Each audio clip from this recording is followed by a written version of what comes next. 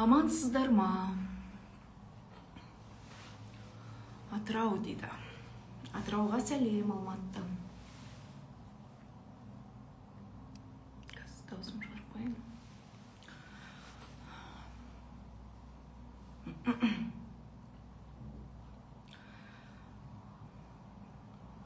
Ұйқыларыңыз қалай болып жатыр?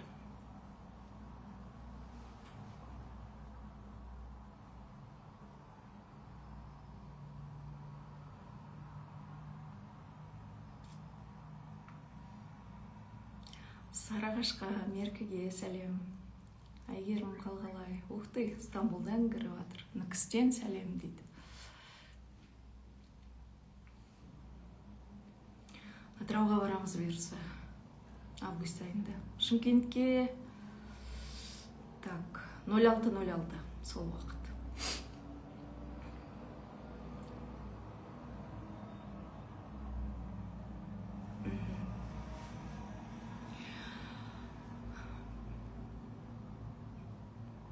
Жерде өте үлкен өзгерістер болып жатыр. Жоғарғы әлемде 2080 жылға дейін үлкен жоспарлар құрылды. Ол туралы енді алдағы эфирлерде айтамын. Бүгінгі эфирде енді ары қарай не істеу керек? Осының барлығы түсініп, қазіргі уақытқа дейін жеткен адамдар енді не істейміз деген сұрақ туындауы мүмкін. Сол туралы айтайық. Нүкістен 2 жоба өтсем бола ма? Нүкісте Махаббат ханым бар, жақында ғана оқып кетті. Сол кісіден өтсеңіздер болады.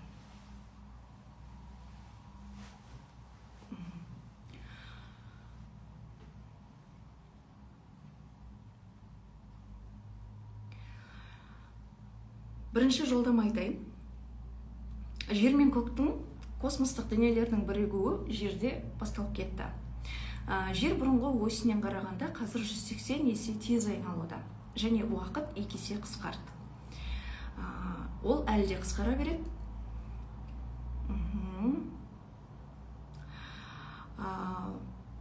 Алдағы уақытта тәулігіне 3 сағат болуы мүмкін. Одан кейін уақыт жоғалып кетеді. Жердегі адамзаттың уақыттың қысқаруына байланысты физикалық денесі арқылы жоғары өлшемге адамдар секіріс жасайды, вознесение жасайды. Сол себепті қазір уақыттың жылдам өтуінің зиянынан қарағанда пайдасы көп. Және уақыттың жылдам өтуі жерде өшіп тұрған барлық пирамидалардың іске кірісуіне әсер етеді. Жұмыс жүретін жер, пирамида ол Египет. Жердің өсі жылдам айналып, шыңына жеткенде кері айналуы жердегі уақыт өлшемін жояды. Одан кейін не айтылды? Алдағы уақытта уақытты өлшейтін құрылғылар жұмыс жасамайды. Электроэнергетика барлығы жойылып, орнына зиянсыз құрылғылар келеді. Электроэнергияның жерге келуіне байланысты адамзатта жерде өмір сүретін жасы қысқарған болатын. Енді ол тоқтайды. Энергия келетін қайнар тек қана жоғарғы күннен ғана келеді. Одан кейін мұнай, газ, су, адамның бойындағы қан, жауатын жаңбыр, ішетін су барлығының электронды химиялық күштерінің жойылған мәлімдейміз. Таза судың энергиясы қайта келуде. Судың құдіреті, сұйықтықтың пайдалы құдіреті қазіргі кезде 10% жұмыс жасап тұр. Алдағы уақытта ол 100%-ға жетеді. Сонымен қатар мұнайдың да адамды қартайтып өлтіретін зиянды нәрселерінің барлығы алдағы уақытта жойылады. Соның арқасында адамдардың жасы 400-500 жылға дейін өмір сүре алады. Мұның барлығының жойылуы әлбетте жер планетасында хаос тудырады. Адамдардың ішінде материалдық дүниеге қатты байланғандардың қиыншылық көретіні сөзсіз. Бірақ кез келген нәрсенің соңы ғажапқа келеді. Сондықтан адамзат, жүректеріңді ашыңдар, босатыңдар. Сендердің материалдық нәрсеге жабысуларың, ескі нәрсеге жабысуларың, тозақтық санаға жабысуларың жердің секіріс жасауына кедергі келтіріп жатыр. ешқайсың аштан өлмейсіңдер, қорықпаңдар, далада қалмайсыңдар. Барлығы жоспар бойынша жүреді. В общем, өлмейсіңдер деп атадым. Енді жеке қазақ жеріне қатысты. Қазақ жерінде өте көптеген порталдар бар. Басқа елдің жерімен салыстырғанда портал саны жағынан қазақ елі алда. Жоғарғы өлшемдегі Барзақ әлемінің барлық өлшемі осы қазақ жерінің параллель өлшемінде орналасқан. Сол себепті қазақ жерінің тарихы өте азапты және қайғылы. Адамдардың жандары жоғары әлемде қазақ болып келуге асығады. Бұл қазақтың маңдайындағы соры беселі. Адам ретінде қарасаң аянышты, ал жоғары жақтан қарасаң жанның сабақтан тез өтіп, эволюцияда секіріс жасауына үлкен мүмкіндік. Қазақ шекарасын қорғап қалған батыр, хан, мемлекет басшылары емес. Қазақ жері о бастан Құдайдың жоспарымен жоғарғы әлемде осылай сызылған. Сол себепті оны ешкім жаулай алмайды. Жанында қаншама үлкен дамыған мемлекет тұрса да, қазақ жерінің шекарасына ешқайсы өтіп кіре алмайды. Өйткені шекара жоғарыда сызылып қойған. Бұл қайтадан бөлінушілік деп есептемеңдер. Әр елдің өзіндік жұмысы, функциясы бар. Қазақ елінің мың өліп, мың тірілуі бекер емес. Бұл жерде порталдардың көп орналасуы қазақ болып келген адамдардың сабақтан өтуіне көмектеседі. Неше түрлі жаңағыдай. Білесіздер ғой, енді естіп жатсыздар ғой. Әлемдік деңгейде қандай сұмдықтар болып жатқан. Не үшін ақш жерінде орын алады? Себебі ол жерде кез келген адам жұлдыз болып кететін энергия тартылып тұр дейді. Қазақ жерінде спорт жағынан болсын, басқа өнер жағынан болсын, жарып шығу өте қиын. Жарып шықты деген сөз, ол адамның рухы биік, жеті ата бабасында еш карма, қарғыс жоқ. Құдай қолдаған деген сөз. Қазақстандағы барлық порталға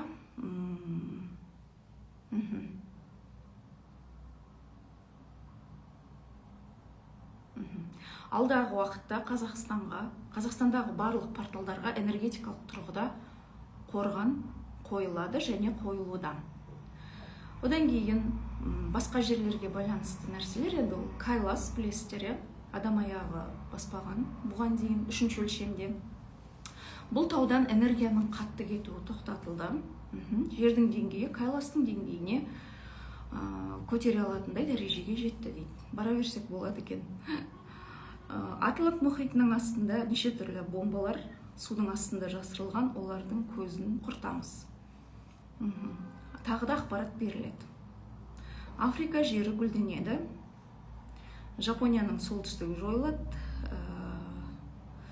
Ресей соғыс тоқтатып, кармалар өтелгеннен кейін тоқтайды дейді.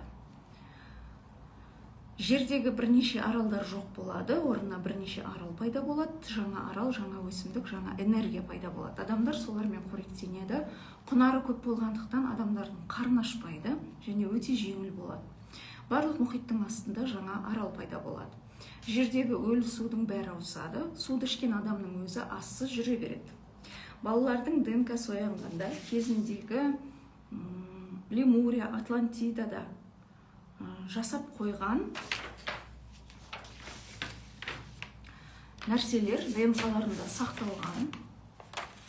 Олар сол жұмыстарын жалғастырады. Олар қандай жұмыстар? Ұшатын машиналар, роботтар, корабльдер зиянсыз тұрғыда іске асады. Атлантидада қателікті қайталамайды дейді. Сендердің оңаша отырып оянуларың үшін барлық жағдай жасалады. Күйбең тірліктен босайсыңдар, қорықпаңдар. Лемурия мен Атлантида басқа өлшемде қателіктерін түсінді, енді Құдайға бағынатын болады. Алдағы уақытта жерде жаратушыны мойындамайтын адам болмайды дейді. Бұл жолдама. Енді қараңыздар.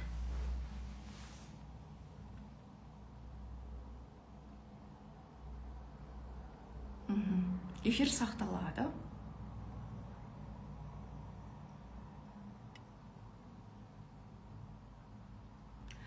Күнде өліп, тіріліп жүрміз дейді. Енді мынандай жағдай болып жатыр қазір. Бұлай түсіндіріп айтайын, иә?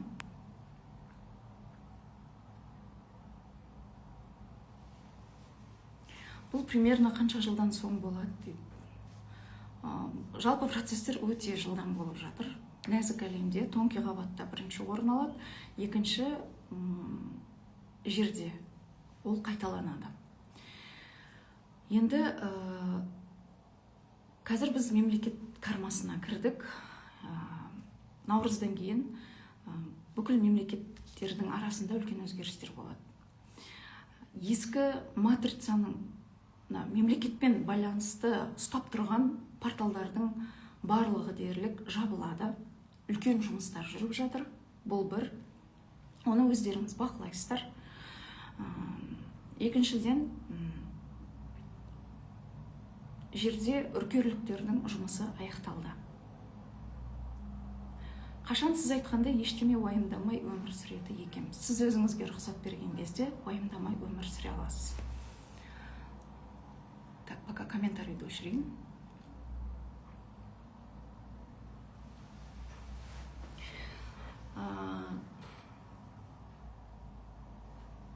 Біздер өмір сүрген бұған дейінгі жер 3D матрица деп аталды, иә, оны миллион рет айтып жүрміз. Енді көп адам айтады, өткен өмірдің айтудың не қажеті бар? Жаңағы бұрында да өмір сүріп біз, қайта келіп біз, яғни реинкарнация мен инкарнацияны айтудың не мәні бар? Қазіргі өмірімізді реттеп алсақ болды емес пе деген нәрсені айтады. Бұл жерде біз түсініп алуымыз керек. Жалпы реинкарнацияның мәні неде? Себебі бұл жоспардың барлығын жасап отырған біздің өзіміздің рухымыз. Бұны түсінетін сіздер деңгейге жеттіңіздер. Бұған дейінгі өмірлерімізде бұл тақырыптарды айтса, біз түсінбейтін едік. Себебі біздің санамыз дайын емес. Санамыз инфантильді болды, балаң санада болды. Ал қазір енді біздің ақыреттік соңғы өміріміз ғой, 3D матрицадағы. Бізде енді реинкарнация деген болмайды, өліп қайта келу деген болмайды. Сондықтан біз уже алда бұрын болып кеткен нәрселерге уже отчет беруіміз керек. Барлық адам Құдайға есеп беріп жатыр. Мысалы, мынау 3D матрица, 3D матрицаны сіз мысалы миллион рет келдіңіз. Миллион демей ақ қойып, 3000 рет келдіңіз. Қазір сіз жерде 3001 рет отырсыз, 3001 өміріңіз сіздің. Енді не үшін келіп жүрсіз? Мәселен, сіз ағашты алайық. Ағашты отырғызамыз, шыбық кезінде. Ол өте әлсіз. Кез келген желге құлап қалуы мүмкін. Сосын ол бір көктемге шыдап береді. Сосын жаңағыдай гүлдейді.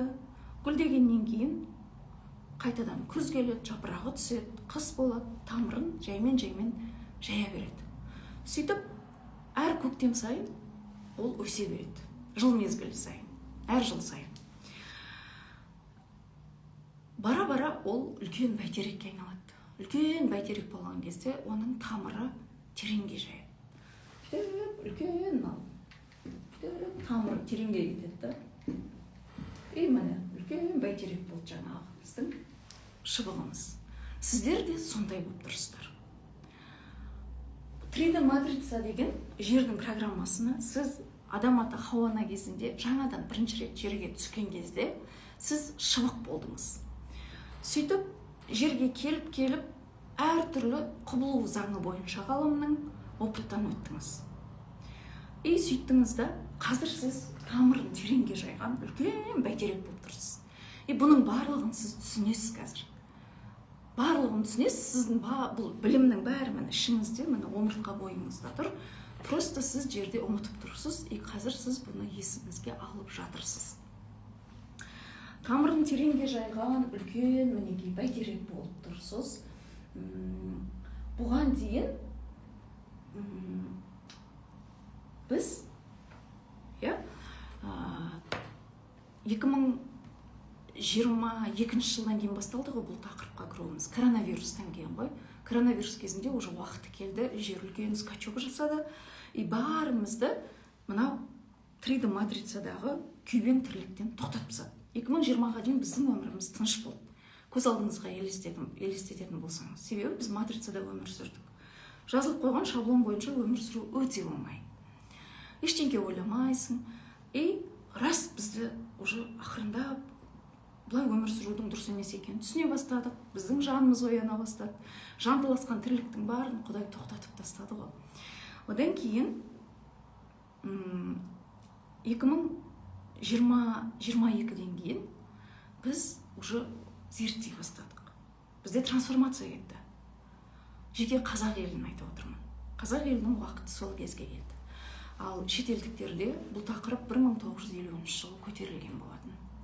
Біз бірінші нені түсіндік? Біз бірінші рухты түсіндік.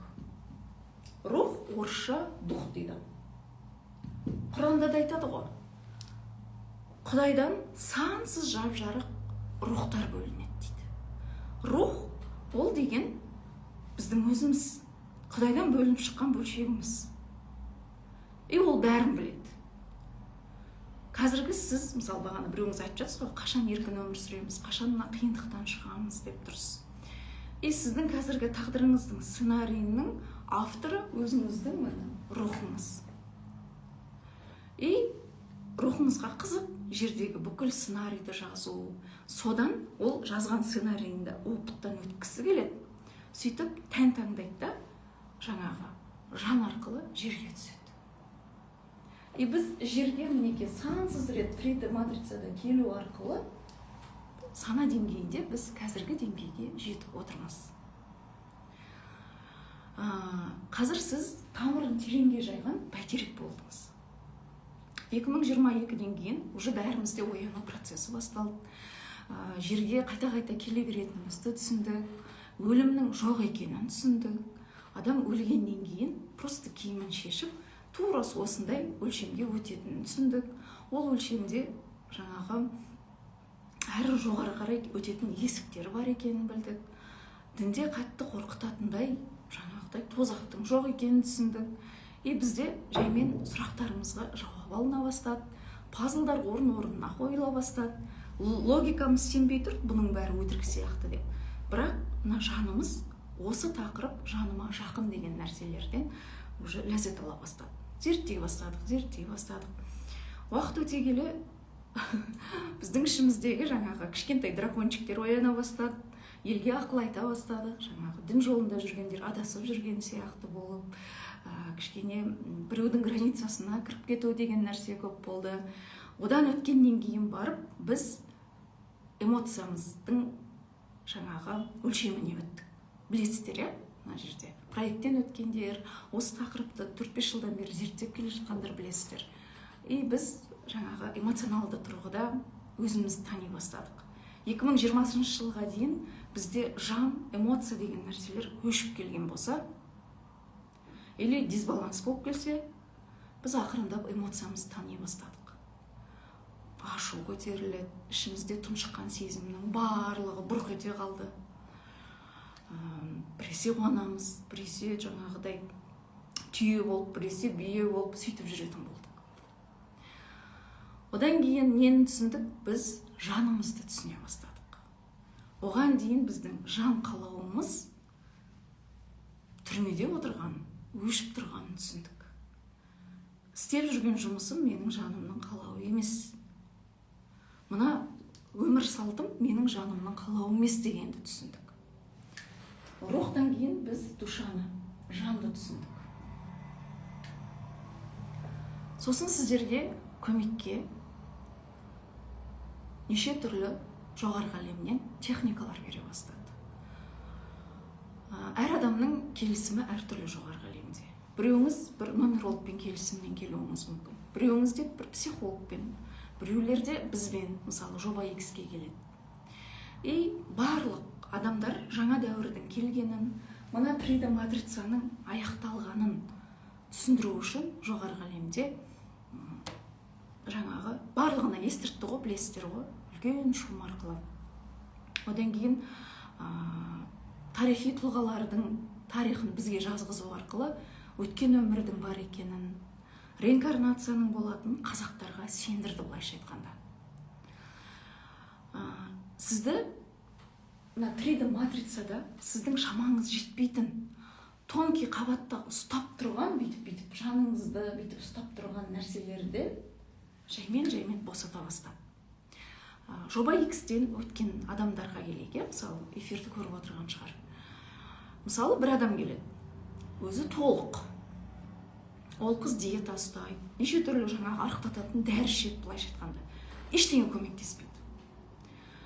Енді келген кезде жаңағы салауатты өмір салтын ұстанады, майлы тамақ жемейді деген сияқты, спортпен айналысады, бірақ не получается арықтау. Сол кезде, мысалы, әр адамның тағдыр кітабы бар. Тағдыр кітабын көрсету арқылы ол жаңағы алдыңғы параллель өмірінде, 3000 өмірінің бір өмірінде семіз адамдарды жұмысқа алмаған, кемсіткен, және соның кармасын осы өмірде өтеп, сондай тәнде болу арқылы жаңағы адамдардың эмоциясын проживать ету кармасынан өтті. Яғни ол қыздың қолында емес, тонкий қабатта оны ұстап тұрған нәрселер бар. Сондай нәрселерді жоба X-те босатады. Неге? Білесіздер ғой, параллель өлшемге өтіп, жаңағы қалып қойған жандарыңыздан босатады, төменгі өлшемге түсіп кеткен күнә жасаған өмірлеріңізден босатады. Немесе осы текте келген, ата тектен келіп тұрған кармаларыңыз бар ғой, карма жіптері, солардан босатады.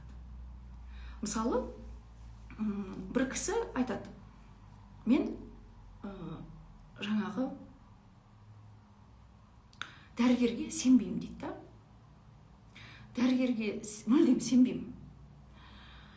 И баламды босанатын кезде екі аяғым істемей қалды. Сонда дәрігердің табалдырығын тоздырып, неше ай жаттым дейді да. Яғни дәрілер маған көмектеспейді дейді. И біз жаңа жобадан қарасақ, ата тегіндегі арғы атасы өзінің өмірі. И сол өмірінде тоже сондай болған, яғни бұның алдыңғы өмірі өзінің жаңа 6-шы ма атасы ғой. Сонда екі аяғынан бүйтіп айырылып қалған. Сонда врачтар сендер көмектесе алмайсыңдар, сендер өтірік істеп жатсыңдар деген нәрсемен өлген, и жаны көтерілмей әлі врачтарға сенбеген күйі тұр. Яғни оның сабағы, мына программа, ата тектің программасы қазіргі ұрпаққа өтеді ғой. И сол программа мына өміріне әсер етіп тұр. То есть біз қабылдап, жаңағы параллель өлшемдегі біздің алдыңғы өміріміздегі жандарымыздың жаны жай тапқан кезде, ол қазіргі өмірімізде бұл босайды. Міне, сіздердің эфирді көріп отырған көп адам бұдан босады міне. Босады. Сіз болсаңыз, тонкий қабатта бүйтіп ұстап тұрған карма жіптерінің барлығы, ол сіздің қазіргі өміріңізде емес, сіздің қолыңыздан келмейді, ештеңе істей алмайсыз. И сол істей алмайтын нәрселерді босатып тұруға ата тегіңіз келіп, жоба X-те түсіндіңіз ба? Енді сіздер босадыңыздар. Ары қарай не істейміз? Ары қарай жер уже кетіп бара жатыр. 3D матрица емес.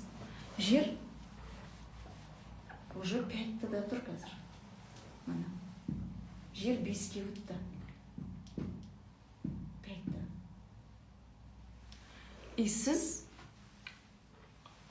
5-тінің адам болу үшін, жаңа айтты ғой, судың құрамы өзгереді, ауа өзгереді, жейтін тамақтардың барлығы өзгереді. Соның арқасында адамдар вознесение жасайды. Ал вознесение жасау деген сіз осы тәніңізбен қайтадан, 3D-дағыдай өліп қайта туудың қажет жоқ. Осы денеңізбен 5-тіға өтесіз. Өлмей тұрып өлесіз, өлмей тұрып неге келесіз. Сол себепті сізді шайқап негативный эмоцияларыңыздан тазартты мына кезде. Шайқап жаныңызды тазартты. Ұстап тұрған кармаларыңыздан тазартты. Күлден шыққан феникс құс сияқты болған кезде сізді тап-таза күйіңізде мінекей жаңа өлшемге өткізді, иә? Енді не істейсіздер? Енді сіз жаңадан адам болып құрыласыз. Мен ойлаппын. Қараңызшы. Мен ойлаппын. Бір аппараттар шығады. Ол аппаратқа осындай болып біз кіреміз. Я? Одан кейін ол аппараттан осындай болып шығамыз деп ойлап едім. Ондай жоқ екен. Өкінішке орай. Барлығы олай жеңіл келетін болса, біз тәніміздің қандай керемет жаратылыс екенін білмейтін едік. Сендер бірінші рухтарың таныдыңдар, бүкіл 360 өлшемді таныдыңдар. Осы уақытқа дейін білсеңдер, үлкен білім алып келе жатсыңдар дейді, жоғарғы әлем айтады. Сана сезімдерің мына 3D-дағы осыдан 5 жыл бұрынғы сана сезімдеріңмен салыстыруға келмейді. Түріңе қарасаң, вроде ештеңке өзгермеген сияқты көрінуі мүмкін. Бірақ біз көріп тұрмыз. Тонкий қабатта сенің санаң 5 жыл бұрын 14 жастағы подростықтың санасы болса, қазір сенің санаң 5 жылда уже 30 жастағы орда бұзатын ересек адамның жасына жетіп тұр. Сана деңгейінде. Енді сен жауапкершілікті толық аласың. Сен өзіңді толық танисың дейді. Бұған дейінгі сабақтарың оңай болған жоқ. Осы 3 жыл көлемінде үлкен шайқалыстан өттіңдер. Бірақ қазір артқа көз жүгіртсеңдер, сол болған сабақтарға, сынақтарға сендер алғыс айтасыңдар дейді. Алғыс айтамыз ғой, рас қой? Үлкен қиындықтар болды, шыны керек.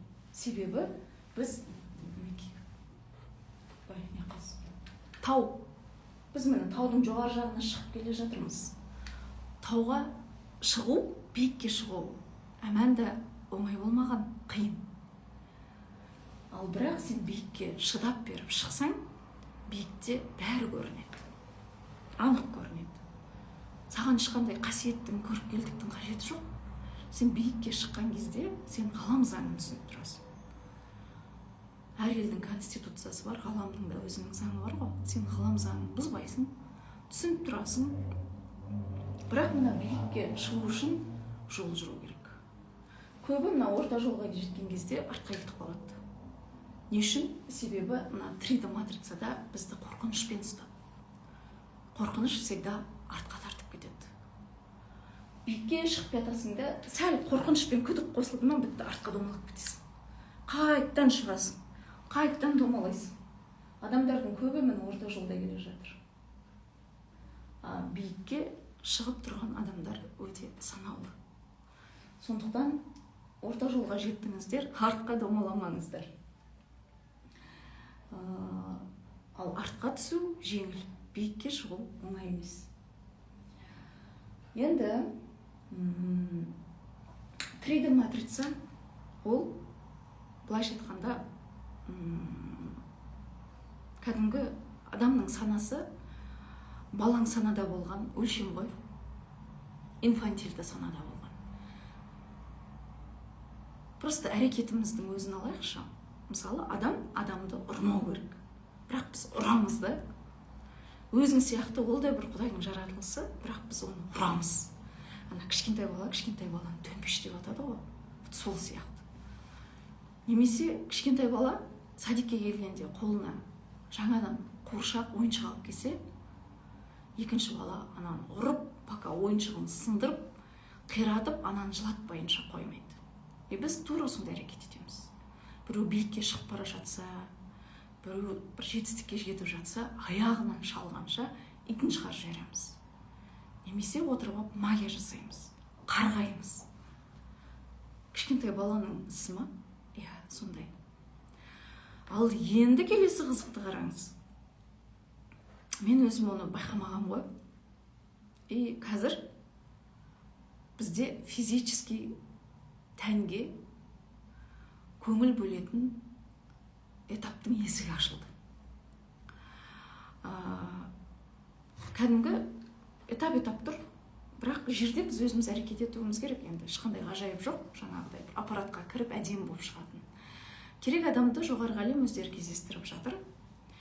Және түсіну керек нәрсені санаммен түсініп жатыр. Мен зерттеп жүрмін соңғы кезде. Біріншіден, өткенде айттым ғой, көп нәрсе жаңағы атлант сүйегімен байланысты екен. И бізге керек адамды кездестірді, Гүлмираны. Ол басынан бері жүр, бірақ Гүлмира ханымда ешқандай эмоциональный, душевный качели болмаған. Ең қызығы енді болып жатыр да, ол кісі ойынға, то есть рөліне енді кірді. Екіншіден, и физический тәнімді мен мысалы мүлдем зерттемеген екенмін. 42 жасыма дейін спортпен айналыспағам. Екіншіден, тамақ ішісіме, питаниема мүлдем назар аудармағам. Жақын танысым бар, көп жыл болды, танитын, 15 жылдай болып қалды. И ол қызды постоянно кездестіре беремін да мен. Не үшін десем, бекер кездестірмейді екен. Оның да бір үлкен миссиясы бар екен. И бір рет тағы да кездесіп қалдық, есімі Баян. И қарасам, ол нутрициолог ба, қазіргі маман бар ғой, питаниямен жұмыс жасайды. Сол саланы уже бірнеше жыл бойы зерттеп жүр екен. И спортпен айналысады. И қараймын да қызығам, бірақ өзім енді сәбилі болып жатырмын ғой, жазда. Уже 42 жаста бала туу оңай емес, шашылып кеткен фигура деген. Баянға айтамын ғой, Баян кірісу керек деп сөйтсем, кішкене бөпең өсіп алсын деп сөйттім. Енді 8 айдан астық, өткенде Баян айтады, кіріссеңші сен денсаулығыңа деп сөйтті. И жұмысымыз баяулап тоқтады былай қарағанда. Мен сразу түсіндім, өзіңе үңіл деп тұрған жоғарғы әлемнің. Яғни этаппен келе жатыр ғой, өткенде бірінші жаңа Гүлмираға бардық, атлантты түсеттік. Одан кейінгі этап уже сүлік алу керек. Сосын полный чекап жасау керек. Одан кейін мына кісіні кездестіріп тұр Баянды, яғни мен уже тамағым мен денсаулығыма қарау керек екенімді түсіндім. Сосын Баян айтады маған, күнделікті ішетін тамағыңды маған жазып берші дейді. Ең қызығын айтайын ба? Мен өзімнің ішетін тамағымды зерттемеген ғой, қадағаламағам. И менде программа. Жанат, сен өте көп тамақ ішесің, сол себепті сен толып кетесің деген программа тұрады, постоянно. И ана бүйтіп жазам, таңертең 1 чашка кофе, сағат 2-де 1 тал самса, 1 кола, кешкісін 1 кола. Прикинь, менде осындай. Мен қараймын да, мен тамақ ішпейді екен ғой, деймін ғой. Сонда Баян айтады, сендер білесіңдер ма дейді, особенно қазақ әйелдері білмейді дейді ол туралы. Адам тамақ ішпегеннен емес, тамақ ішпегеннен семіреді дейді. И енді дұрыс емес тамақ ішсең, әрине семіресің. Бірақ біз ана семіреміз деп тамақ ішпей қоямыз ғой. Сол кезде организм өзіне жаңағыдай запас жинайды екен. И қазақтың әйелдерінің көбі іш шығып кеткен ғой, сонда ана запас жиналады екен. Но тамақ ішпейді, значит, бізге запас керек деп артық нәрсені жинайды екен. И осыны түсіндім. Сосын тамақтарды зерттеп шықтым. Бұрын адамдар аштан өлсе, қазір тамақтан өліп жатыр. Яғни тамақтардың құрамын қараймын да, Құдай-ау, бір пайдалы нәрсе жоқ. И бұның барлығын правильный питание жаңағы күнне спортзалға бару дегенді баяғыдан енді естіп келе жатқан, іздеп шыққан нәрсе ғой енді ол. Бірақ есейген сана деңгейінде бүйтіп қарасам, оказывается, біз кішкентай бала сияқты тоже 3D матрицаның инфантильді санасы. Алдымызға келгенде опыра береді екенбіз. Бауырсақ, не бауырсақ, там тойға барғанда да бәрін подряд. Ол тойып тұрсаң да жей бересің да. Сосын азаннан кешкеден біз тамақ ойлаймыз. Өзімді қазір бақылап жүрмін ғой. Тамақ ішіп отырамын да, так ужинға не істеймін, обедке не пісіремін, завтраққа не пісіріп кетемін. И сонда біздің қасымызда жүрген жаңағы көрінбейтін күштер айтады да, неге сендер тамақ ішіп отырып, тамақты ойлайсыңдар дейді да. Біз соған таңғаламыз дейді да. Адамдар тамақты ойлай береді дейді. И табысының 80% тамақ. тамақ тамақ үшін сендер пахать етесіңдер. Тамақтарың сол үшін қымбат. Бірінші бизнес. Екінші, сол дұрыс емес тамақ ішесіңдер, ауырасыңдар. Ол бірінші себеп. Екінші, өкпе-реніш болғанда энергия дұрыс жүрмейді. Энергия дұрыс жүрмегеннен кейін естественно ауырасың. Сендердің жерлеріңдегі үлкен бизнес тамақ фармацевтика екенін түсінесіңдер ма дейді. Сендер кішкентай бала сияқтысыңдар дейді. Опыра бересіңдер дейді, алдарыңа түскен. Мен бүйтіп қарап жүрмін ғой, рас. Әсіресе әйелдер жей береміз, короче.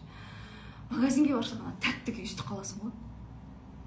Ана тәттінің пайдасы да жоқшы.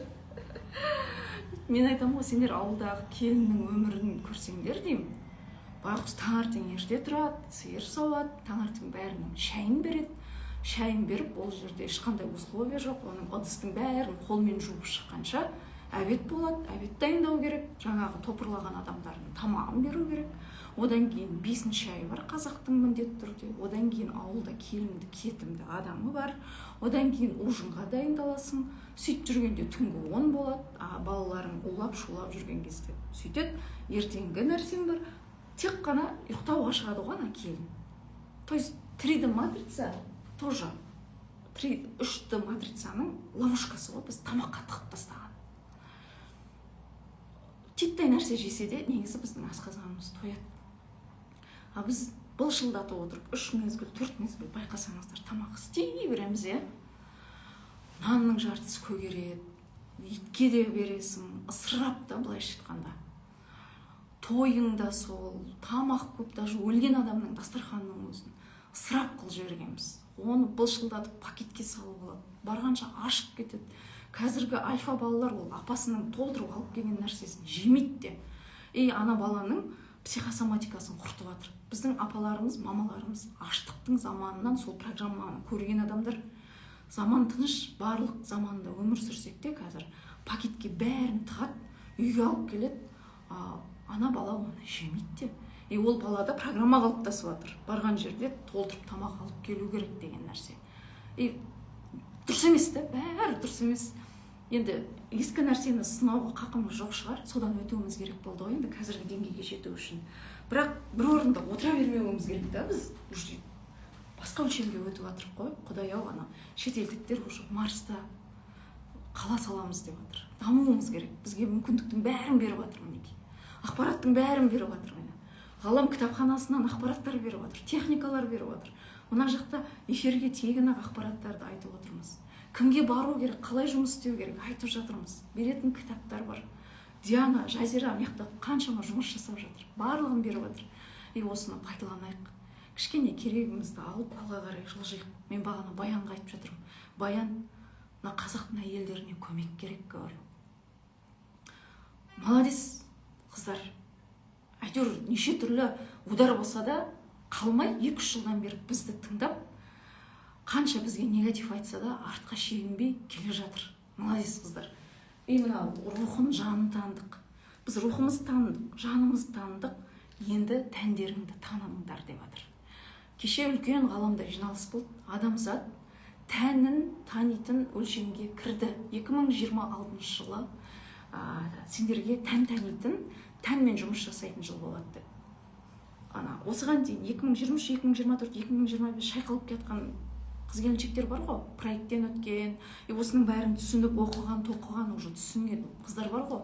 Сіздерге айтып жатыр, 2026 тәндеріңізбен жұмыс жасаңыздар дейді. Себебі сіз уже жан деңгейінде, рух деңгейінде сіз 5-ші өлшемге жаңадан болып туылып тұрсыз. 3D матрица ол бізде туалет. Біз шықтық туалеттен. Боқтықтың бәрін, карма деген боқтықтың бәрін тазаладық. Шықтық. Енді қонақ залы, 5D матрица сізді күтіп тұр. Керемет дастархан, ол жер жұмақ. Бірақ сіз туалеттен шыққан киіммен бармайсыз ғой. Шешу керек, сасытпай. Шешуіміз керек. Барлық нәрсені өзгерту керек, установкаларды өзгерту керек. Менде, наверное, аштық заманынан қалған установка шығар. Мен өзіме сладкоежкамын деп установка қойып қойыппын. Магазинге барғанда тәттіні толтырып аламын былай. И бағана список жасап отқанда мен тәтті жемейді екенмін, ең қызығы. Менде программа дұрыс емес. Мен сладкоежкамын деген программа тұр, бірінші. Екінші, мен тамақты көп жеймін. Сол үшін менде постоянно жаңағы екінші подбородок бар, семіріп кетемін деген программа тұр. На самом деле мен тамақ ішпеймін. Көрдіңіз ба? Дұрыс емес барлығы. И осы нәрсемен жұмыс жасаңдар дейді. Кешегі жоғарғы әлемнің жиналысында осыны айтты. Барынша 2 жыл бойы шайқалған адамдар, жаны тынышталған жандар, физикалық тәндеріңе мән беріңдер. Жаңағы мануалистке барыңдар, омыртқаларыңды түзеңдер. Менің омыртқам мысалы қисайып кеткен, мен білмеймін оны. Қазір мамандар айтып жатыр. Сенікі эс болып кеткен дейді. Содан аяқтарың ауырады. Осымен жұмыс жасап жатыр. Сүлік алу керек, ине алу керек, жаңағы нүктелі массаж, соны алу керек. Осының бәрімен жұмыс жасап жатыр қазір біздер. Мен өзім таңғалып отырмын ғой, физикалық тәнімді 42 жылда мен енді танып отырмын. Себебі дейді, сендер жаңа өлшемге осы тәнмен өтіп жатсыңдар ғой. Сендер уже вознесенные. Сендер уже туылып жатсыңдар дейді бізге. Өліп қайтадан туылудың қажеті жоқ, өлмей тұрып туылу деген осы дейді. Бірақ мына тәнмен сендер 200-300 жыл өмір сүру үшін тән деген ол сендердің машиналарың. Ескі машина сені алысқа апармайды. Бычыты шыққан, дөңгелегі жарылған, майдың орнына су құйылған, жаңағыдай бензиннің орнына су құйылған машина сені ұзаққа апармайды. Сондықтан эстоға кіргізіңдер мына тәндеріңді деп жатыр. Жұмыс жасаңдар. Ақша андай-мындайды уайымдамаңдар, оны аш қалмайсыңдар, в общем, реттеледі деп тұр ғой. И жаңа баянға айтып отырмын. Прямо біздің қазақтың келіншектеріне көмек керек. Бәрінің қарындары шығып кеткен, арқалары шығып кеткен, бүкірейіп. Бұған дейінгі жинаған өкпе реніші бар, детский травмасы бар. Травманың арқасында не болса соны жегенбіз. И қазір қарасаңыздар, жаңа мен офисте қарап отырмын бірінші этаждан. Уже адамдардың тамағына мән бере бастадым да. И көп адамда бургер, газировка и 5 пакет бар ғой, тез дайындалады. Соны алып жастар бәрі сөйтіп өтіп бара жатыр да. И соның бірі менде болған өзім. Анау физический тәнді машинамызды құртып жатыр да. Бензиннің орнына біз жаймен су құйып жатырмық. Сондықтан сендер дұрыс, молодцы дейді, жан деңгейінде өстіңдер, сана деңгейінде өстіңдер. Но физический тән деңгейінде түсініп, соединение болсын дейді. Бізде 3D матрицада қалай болды? Жан өз-өзімен қамақта болды. Оны ешкім тыңдаған жоқ жанды. Сенің жаныңның қалауын ешкім тыңдаған жоқ. Сен ол адамға күйеуге шыққың келе ма? Ешкімге қызық емес. Вообще сен өзің сол адамды жақсы көресің ба? Сен өзіңнен сұрамағансың. Сен ол жұмысты істегің келе ма? Ешкім сенен сұрамайды, зарплата алсаң болды. Мұрның тықсаң болды әйтеуір. Сен лишь ақша алу. А жаның оны қалап тұрған жоқ. Сен ол университетке түскің келе ма? Жаның ол сен қалап тұрған жоқ. Жоқ, ешкімге қызық емес. Әке-шешең елден қалмасын деп сені түсіріп жібереді. Мүлдем дұрыс емес. Жан блокта болды. Әлі де сол нәрсемен өмір сүріп жатқандар бар. Тән өз-өзімен жүр, құп. Правильный питание түсінбейді, рекламадан не көрсетеді, соны жейміз, тез-тез дайындалатын тамақ жейміз, и бізде толған обида бар. Елдің баласына қарайсың, себебі әке-шешең миыңа құйып тастаған, елдің баласын қарашы, сен андай, елдің баласына қарайсың, оның бәрі обида, чакраның барлығы блок. Не болады, сенде энергия дұрыс жүрмегеннен кейін ісінесің. Подавленная эмоция, тұншыққан эмоция. Тем более қазақ эмоциясын шығарамайтын халық. Ет болады деп өмір сүрді. Дұрыс емес тамақ. Эмоция тұншыққан, бізді семіртіп жатыр. Күні кешеге дейін психологқа бару, ол өте ұят болып есептеліп келген нәрсе. Қазақ вообще психологты білмеген. Сосын не істейсің, сен ауырасың. Ауырғаннан кейін бер жағын ғана сипалайтын қымбат дәрін аласың. Оған да ақша жоқ. Кредитке кіресің. Қораға кіріп жатсың да, былайша айтқанда. ол дәрі былайша айтқанда тамағың ауырып қалса аптекаға кірсең 25 000 теңге тастап кетесің ғой. Ана мукалтин сорасың болады. Жоқ, врач барады да сені тығады анау 3D матрицаның ловушкасына. Жоқ, мукалтин ол ескі нәрсе. Сен бар да 5 000 тұратын дикотилен соры деп айтады. Сен ананы аласың. На самом деле мукалтинде эффект көбірек. И біз вообще дұрыс емес өмір сүргенбіз да. Дұрыс емес дегенді айтуға болмайтын шығар. Шашырап өмір сүргенбіз ғой, коллективті санау ғой. Жан бөлек, рух бөлек, тән бөлек. Ал алдағы уақытта, помните, айтып еді ғой, 5-да жан, тән, рух барлығы біріккен түрде өмір сүресіңдер. Бір ғана нәрсе. И біздің жанымыз еще 3D матрицада жерге неше рет келдік, сонша өлшемге бөлініп кеткен ғой, душамыздың фрагменттері. Төменгі астралға түсіп кеткен жартысы екі әлем арасында қалып қалған, жартысы Ататектің гармасын өтейін деп қалып қалған, жартысы барзақ әлемінде жүр. И біз осы туған кезде ақыреттік соңғы өмірімізде туғанда 10% душамыздың процентімен туғанбыз. Оның өзін тұншықтырып салған коллективті санаға. Туған кезде уже әке-шешем жаңағыдай. Білесіз ғой, 3D матрицаның несі, адамды оңаша отырғызбау керек. Бала күніңізді елестетіңізші, сізді оңаша отырғызбайды. Әке-шешеңде сондай программа, әке-шешеңнің әке-шешесі, потому что оларды сөйтіп тәрбиелеген. Адамды жалғыз отырғызбау керек деген матрицада программа бар. Сен жалғыз отырсаң ойланып қалуың мүмкін ғой. Мен жерге не үшін келдім? Құдай мені не үшін жіберді? Мен не үшін мынандай қиындықты терпет етуім керек? Маған бұл ұнамайды. Мен жерге қиналу үшін емес, мен жақсы өмір сүру үшін келдім. Мен салауатты өмір сүру үшін келдім. Сондықтан мынандай газировка бақитыққа жемеймін. Мен біреуден таяқ жеу үшін келген жоқпын. Мен таяқ жемеймін. Болды, мен жертва состояниесінен шығамын. Күнде біреуден таяқ жеймін, мен еще біреуге барып жылап, зарлап, оның миын олаймын. Жертва состояниесінде жүрмеймін мен. Мен құл болу үшін біреудің жаңағыдай соққысына төтеп жүру үшін жіберген жоқ қой. Деген нәрсені біз оңаша қалса ойланып қаламыз ғой. И 3D матрица бізге мүмкіндік бермеген, жалғыз қалдырмаған. И назарымызды бәріне аударып қойған. Біздің әке-шешемізде сондай программа. Бала күнінде қазір елестетіп отырмын ғой, примерін есіме алып ше. Сонда айтатын: құр отырма, сен жүгір, мамаңа көмектес, жеңгеңе көмектес, пол жу, тамақ істеуді үйрен, отырма дейтін. И қазір балалар тыныш отырып қалса бітті, уже сөйлегіміз келіп тұрады, не қылып отырсың деген сияқты. Вот сондай программа. И біз уже жан тәнімізді тануымыз керек. Уже осыған уақыт беріп жатыр. 2026 тәнмен бірігетін жыл.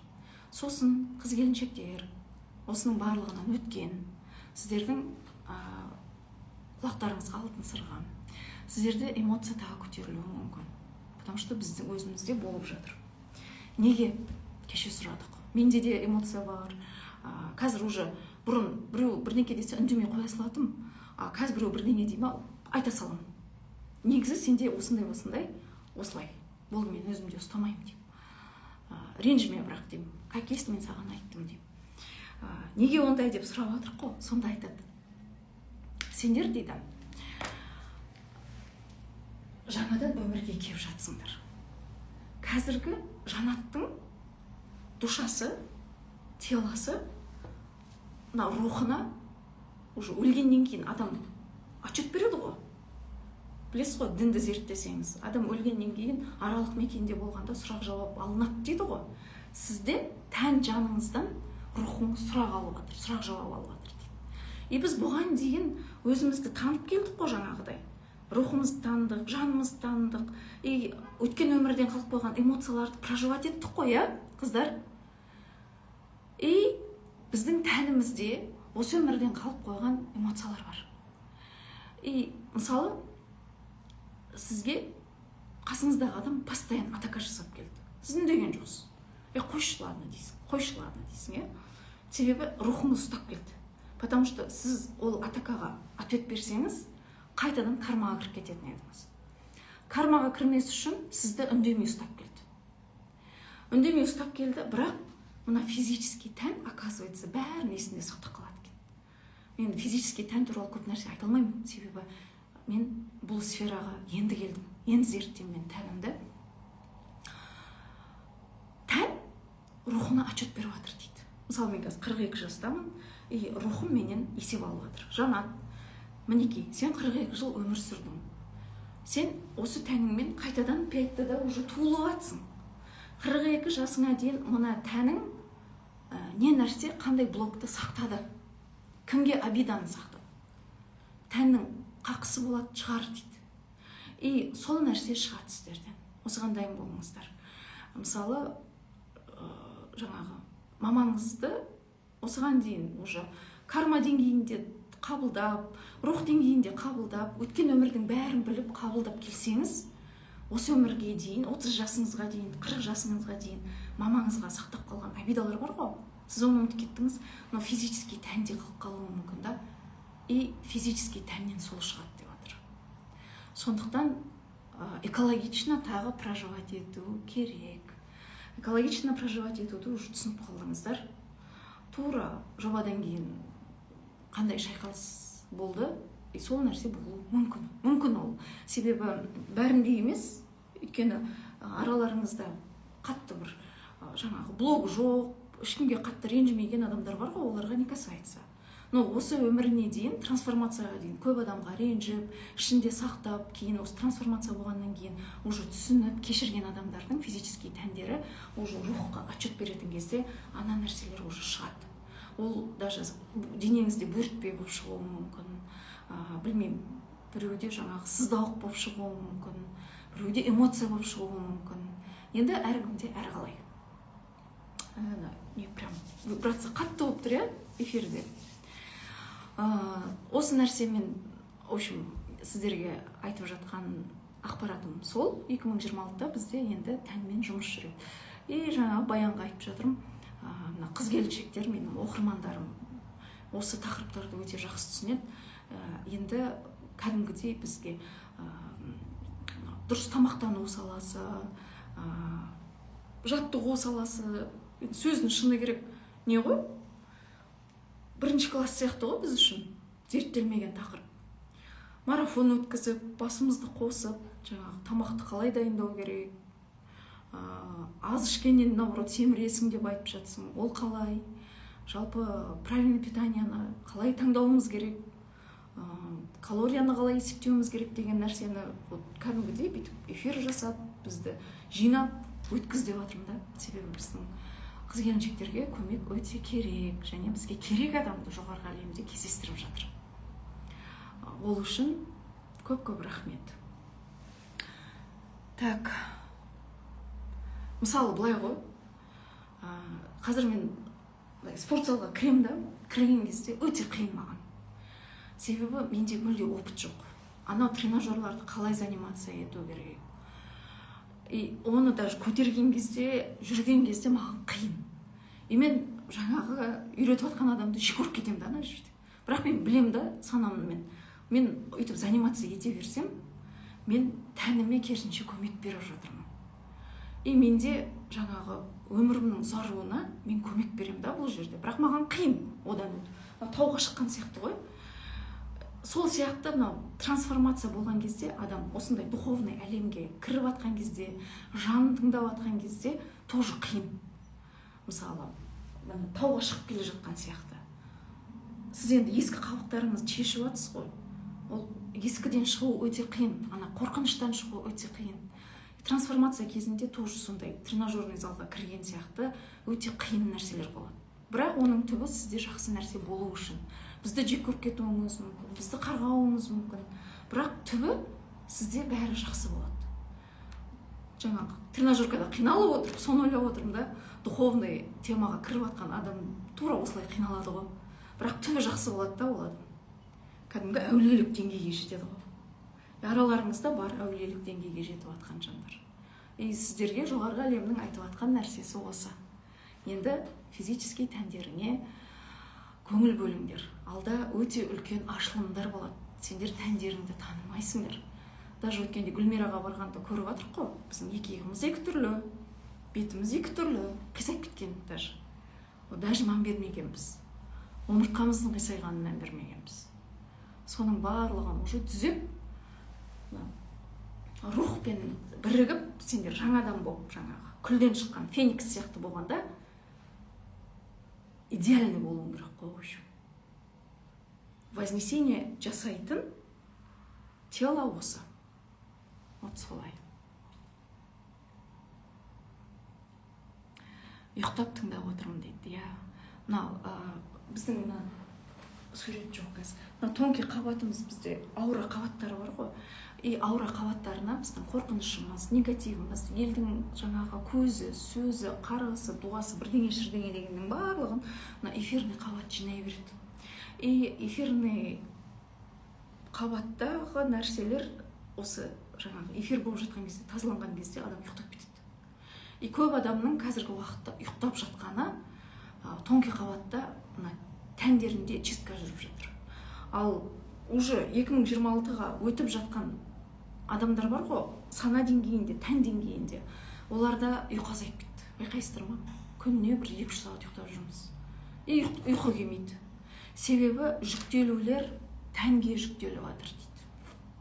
Түсіндіңіздер ғой, терлеп тыңдап отырмын дейді.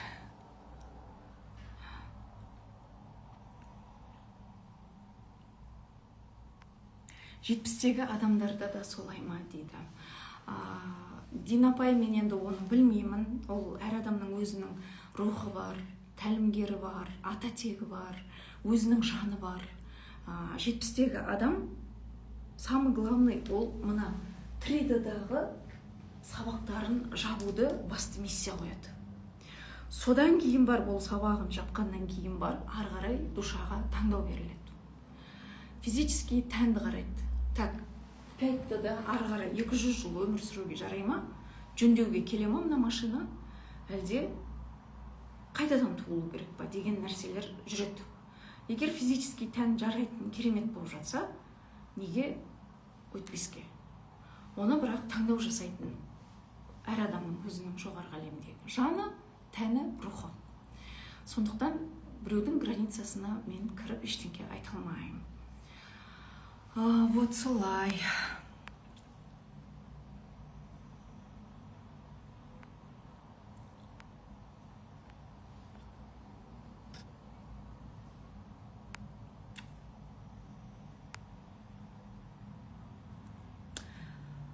Намаз оқуға қалай қарайсыз дейді. Намаз оқуға нормально қараймын. Әркім өзі тыңдасын. Сосын ананы былай істесем қалай болады екен, мынаны былай істесем қалай болады екен, мынау былай деп жатыр, сен қалай ойлайсың деген нәрсені уже мына өлшемде болмайды. Есейген адам мына тамақты жеймін бе, жемеймін бе деп сұрамайды ғой біреуден. Ол шешімді өзі қабылдау керек. 3D-да біз балаң санада болдық, инфантильді санада болдық, иә? Не істесем болады, мына киімді алайын ба, алмайын ба, мынау туралы не ойлайсың, нумерология харам ба, ширк па, әлде дұрыс па, мына кісі туралы не ойлайсың, адасушы ма, емес па, мынаны не ойлайсың, не істеймін. И біздің барлығымыз сондай санада болдық та, өзіміз шешім қабылдай алмайтын. Дұрыс па, бұрыс па, дұрыс па, бұрыс па деп сұрайтынша. Енді сіздер шешімді өздеріңіз қабылдап үйренулеріңіз керек. Себебі балаң санадан өттік біз. Балаң санада ол мысалы тып-тыныш біреу өмір сүріп жатыр. И біреу кіреді да, не адасып жүрсің сен? Неге өйтіп жүрсің? Анамен не хабарласасың деп айдаладағы біреудің границасына кіріп кетеді да, анау ақталып кетеді кәдімгідей. Өте күлкілі нәрсе да, былай сырттай қарасаң. Бұрын бізге бұл нормально көрінді. И бұл кішкентай баланың санасы. То есть баланың санадан үлкейген адамның санасына өту ғой, 5-ға өту. Тозақтан жұмаққа өту. Бірақ өкінішке орай көбіңіз жұмаққа емес, қайтадан тозаққа қашып кеткілеріңіз келеді. Уже осы жолға келе жатқан қыздар қайтадан мұнаң бәрі өтірік деп қасиет жолын жауып, ана қайтадан ескі жұмысына барғысы келеді. Ол жерде есіктер жабық, естественно. Ата тегі бірігіп жүріп, әрең шығарып жатса, ана туалеттен. Қайтадан туалетке жабысып тұр да, мен крем мұнаң бәрі өтірік депші. Ренжитін шығар кәдімгідей. Мен оларды түсінемін.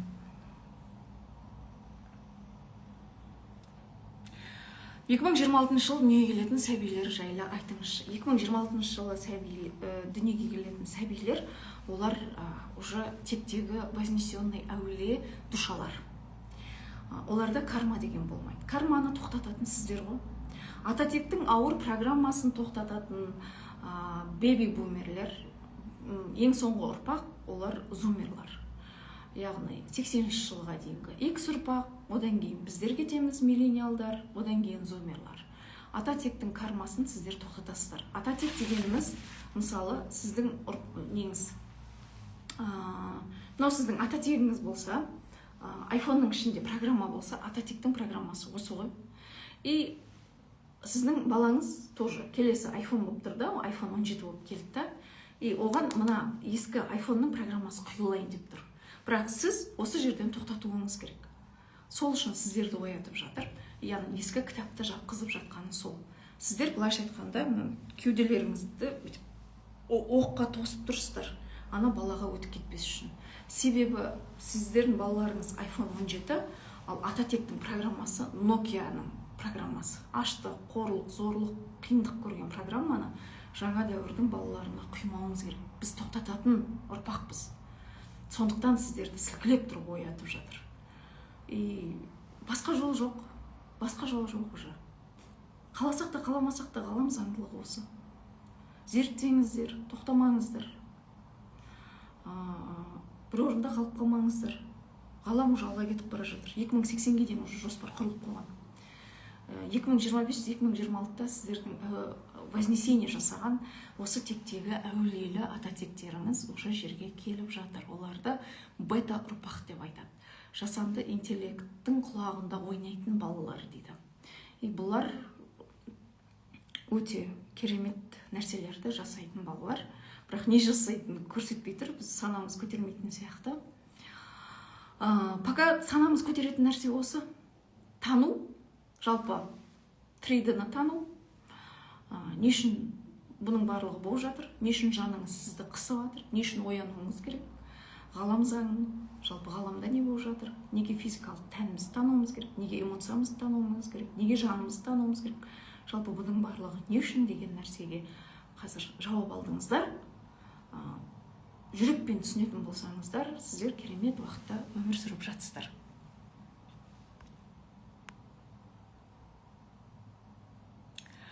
Иә, Жанат екі қастың ортасы дөңгелек болып тұр дейді. Сол мына жерім соңғы уақытта былай дөңгелек болып жүр. Ал немен 6-шы қуат көзімен жұмыс қатты жүріп жатыр ғой деймін.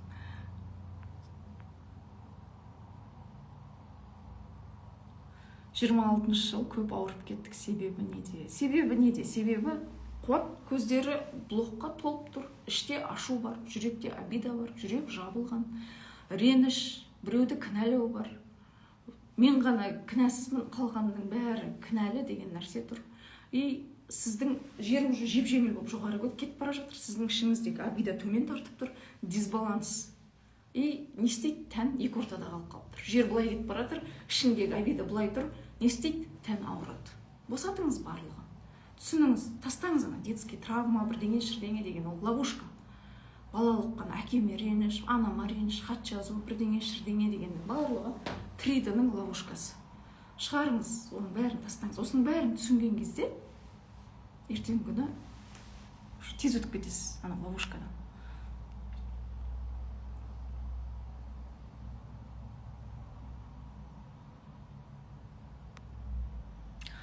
Панический атака қалай көмек бересіз? Панический атака ол неден болады? Сіз өз-өзіңізбен сөйлесіңіз.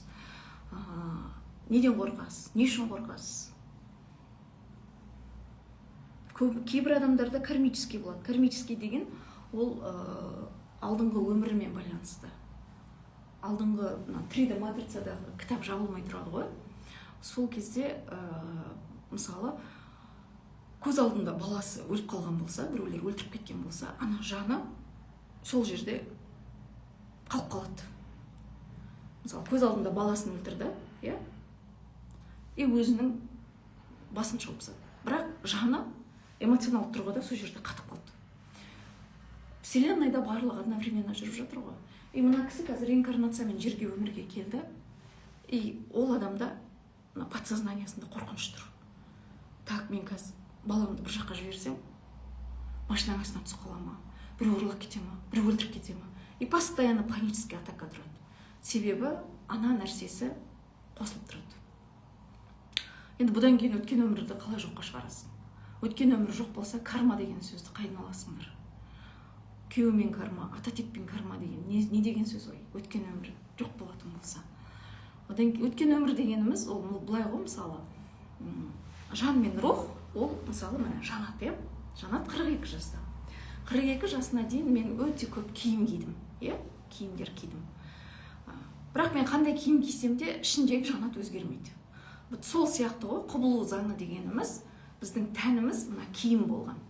Мына бір киімді кием, осы киімді киген кезде мен мына кісіні ренжітіп қоям.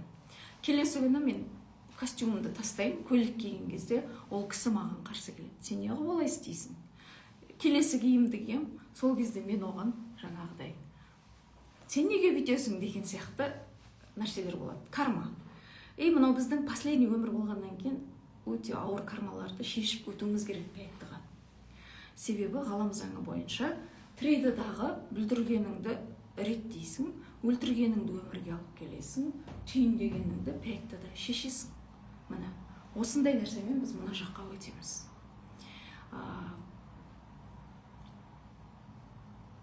То есть, реинкарнацияға қарамай, яғни құбылу заңы, ол біздің ішіміздің, жан тәніміздің, жан рухымыздың өзгеруіне әсерін бермейді. Вот солай. Бұл өмір біздің соңғы шансымыз, бүкіл өміріміздегі ісімізге нүкте қоятын өміріміз.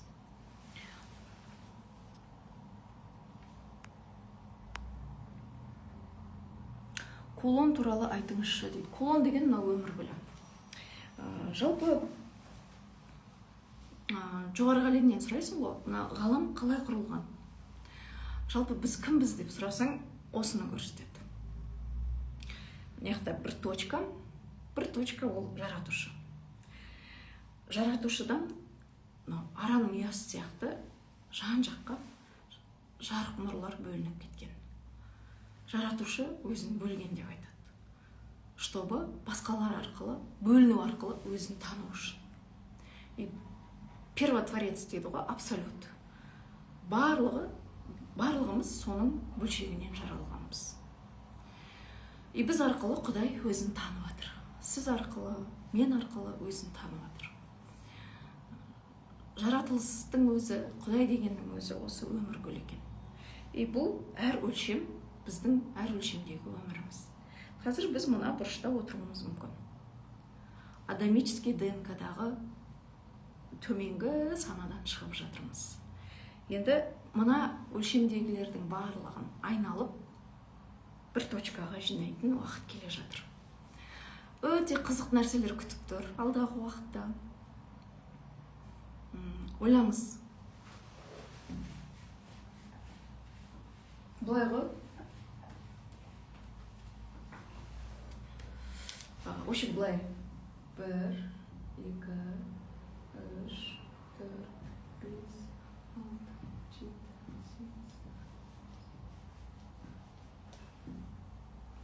8. Мінеке.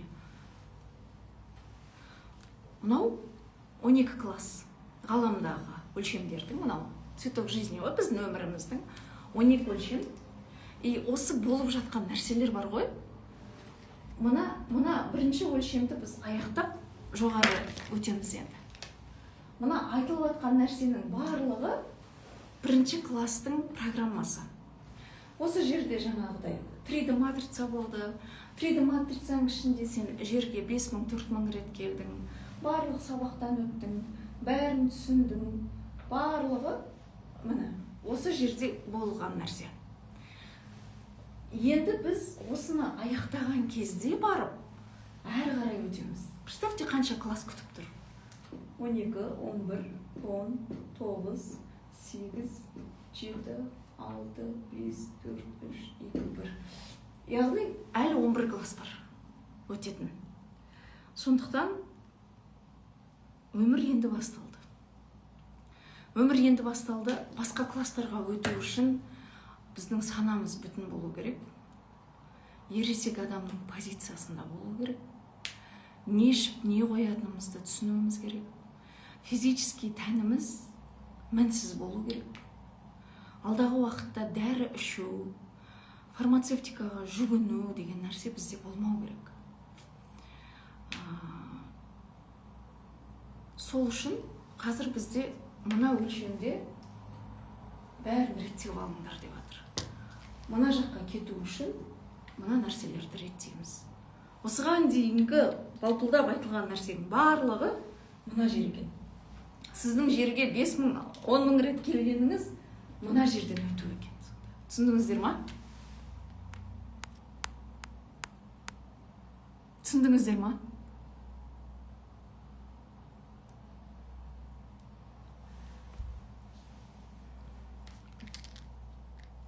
Измерение. Біз ары қарай кете береміз. Абсолютке дейін кете береміз. Білмеймін ары қарай не күтіп тұр, не болатынын білмеймін, достар. Мен өзім қазір осы жерде тұрмын. Осы жерде біздің басымызда өтіп атқан нәрсемен бөлісіп отырмын. Плеядианцы, үркерліктердің ақпараты керек па, или аса керек жоқ па? Керек жоқ сияқты, иә? Келесі эфирге қалдырайық оны. Ойларыңыз ашып кетер. Жанат ұстаз деп. Ой, ұстаз деп айтпай қойыңыздар, құрсын. 3D матрицаның нелері ғой. Біз бір-бірімізге көмек берушілерміз. Көмек беруші болғанда басында айтушы едім ғой, топ-топ болып келдік деп. Мысалы, бір топ, мына. Бір топ адам түсінеді, өтеді. Және мынақта бар ма, жоқ па? Үркерліктердің бір айтқаны бар. Бірінші рядта өтетіндерге оңай болмайды, мықты болыңдар деп айтады. И бірінші топ өтеді, олар карта жасайды, келесі бір топ өтеді, аналардың жолымен жүреді. Сіздердің жасағандарыңызбен сізден кейін келе жатқан топ өтеді. Осылай оянып кетеді адамдар. Осылай 5-ші өлшемге өтіп кетеді. Бірақ енді таңдау еркі всегда бар. Кейбір душалар, мысалы, физически тәні жарамайтын болса, кармасын жауып, кітабын жабады да кетіп қалуды таңдайды. Кейбір инопланетныйлар бар. Жердегі жұмысын аяқтайды да кете береді. Кейбір балаларды жастай өліп жатыр, неге балалар жастай өледі деп сұрайсыздар ғой. Солар көбінесе инопланетный душалар. Олардың жоғарғы әлемдегі рухтары сол баланың физически тән арқылы жердегі жұмысын аяқтайды, сосын тез-тез кетіп қалады. Өзінің планетасына кетеді. Ал әке-шешесі сол баланың әке-шешесі болуды өздері таңдаған. И ана баланың өлім арқылы олар оянып кететін сценарий таңдап келеді көбінесе.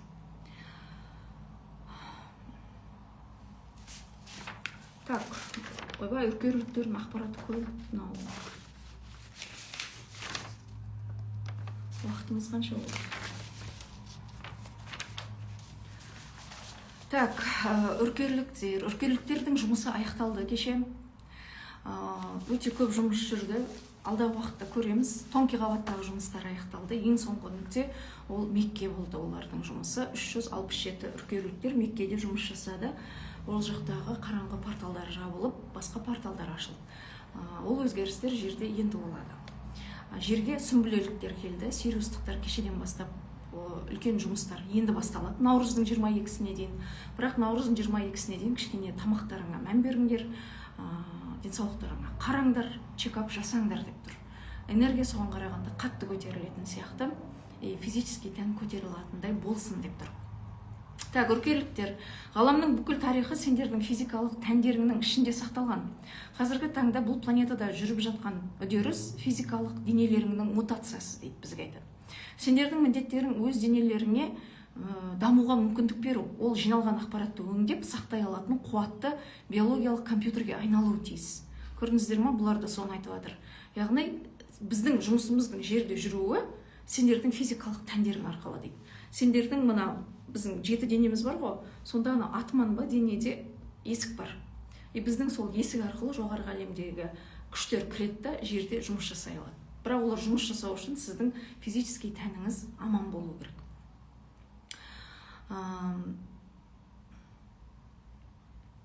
Қазір болып жатқан өзгерістерге саналы түрде қатысу арқылы барлық өзгерісті жылдамдата аласыңдар. Сендер адамдар өздеріңді жаратқан және тарихтың шешуші кезеңдерінде ДНК-ларыңды қайта құрастырып отырған жаратылыстардың ықпалымен биогенетикалық өзгеріске ұшырап келген едіңдер дейді. Физикалық денеге түсерден бұрын бәрің өздеріңе жарық кодтарын белсендіретін жағдайлар мен оқиғалар жасалатынына келісім бердіңдер. Бұл жаттың оянуына әкелуі тиіс еді. Кейін сендер денеге кіргеннен кейін бәрін ұмытып кеттіңдер. Алайда бәріңнің жарық матрицаларың қазірдің өзінде белсенді болып тұр. Жарық коды белгілі бір деңгейде жұмыс істей бастады. Өйткені сендер құдайлық мақсаттың, құдайлық жоспардың бар екенін сезінесіңдер, өздеріңнің сол жоспардың бір бөлігі екенін білесіңдер. Қазір жарық кодының толық белсенуі және жеке даралықтарыңның жүзеге асуы өте қарқынды болып жатыр. Себебі дамып келе жатқан мәселе ДНК-да. ДНК-ның барлық 12 шиыршығы өз орнына түскенде, барлық 12 чакра жүйесімен байланысады. 12 чакра сананың құйынды воронка секілді тәрізді орталықтары. Олар ақпаратпен толтырылады. Сендердің міндеттерің сол ақпаратты жеке сананың тіліне аударуды үйрену. Планетада болмаған кездеріңде де, өз мендеріңнің басқа қырларымен жұмыс істеп жүрген сәттеріңде де дамуды жалғастырған едіңдер. Сондықтан даму үшін сендер әдейі өте қиын, сынаққа толы жағдайларды таңдап келдіңдер.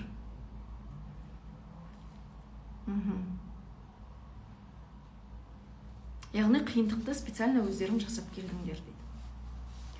Сендердің ДНК-ларың байланыстырушы жік. Қазіргі ғылым ДНК-ның кейбір бөліктерінің кодын шеше алды. Сонымен шектеліп отыр. Олар сондай-ақ артық немесе қосымша деп саналатын аймақтарды анықтаған. Бұл бөліктердің мәні түсініксіз болғандықтан ғалымдар оларды қоқыс ДНК деп атады. На самом деле ақпараттың барлығы сол жерде сақталған дейді. ДНК ақпаратты жаңағы жер көтерілген сайын уже шығып жатыр. Жаймен параллель өткен өмірлеріңізді көре бересіздер.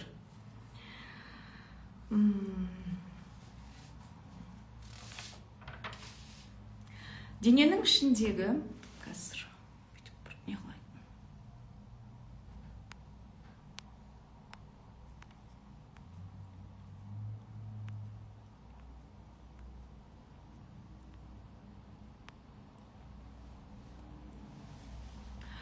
Дененің ішіндегі 7 чакрамен жұмыс істеу салыстырмалы түрде оңай. Егер өздеріңе рұқсат берсеңдер, оларды сезіне аласыңдар. Алғашқы 3 чакра, яғни бірінші, екінші, үшінші чакра, тіршілік ету, жыныстық қуат, сезімдік қабылдау орталықтары. 4-ші жүрек чакрасы жанашырлықпен, бар болмыспен байланыс орталығы.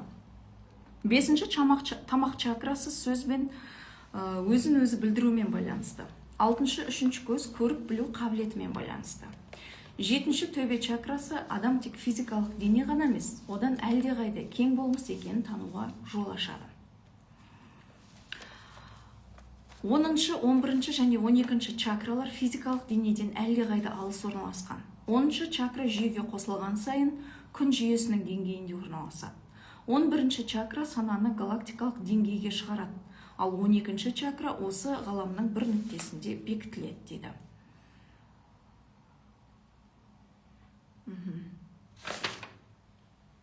Міне, биде. Алдыңғы шепте тұрғандар үшін бұл тәжірибе жеңіл болмайды. Сендер жол көрсетесіңдер, өзгерістерден абыроймен өте алатын болсаңдар, өзгелерге жол салып бағыт бересіңдер. Уақыт схемаларында белгілі бір оқиғалар белгіленген жол карталары бар. Егер сендер сол уақыт желілеріне қосылуды таңдайтын болсаңдар дейді.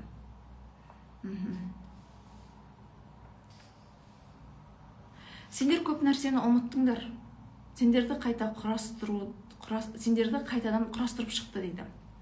Туа біткен көптеген қабілеттерің жабылып қалған, өшірілді. Оларды қолдана алмауларың үшін. Және сендердің саналарың бақылауда тұрды. Жерді қоршап тұрған көптеген электромагниттік өріс орнатылған.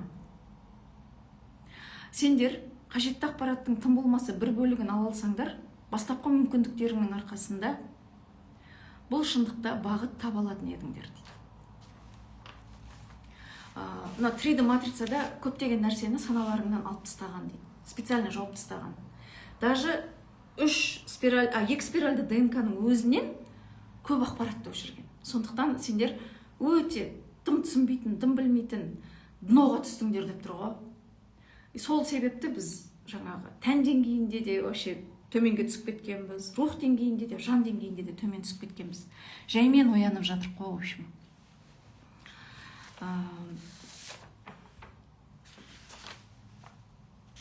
Сендер кім екендеріңді еске түсіретін уақыт келді дейді. Жалғыз емессіңдер. Бұл міндетті жалғыз өздерің ешқашан атқара алмас едіңдер. Сендердің өздеріңнің аспектілерің бар. Олар бәрін біледі.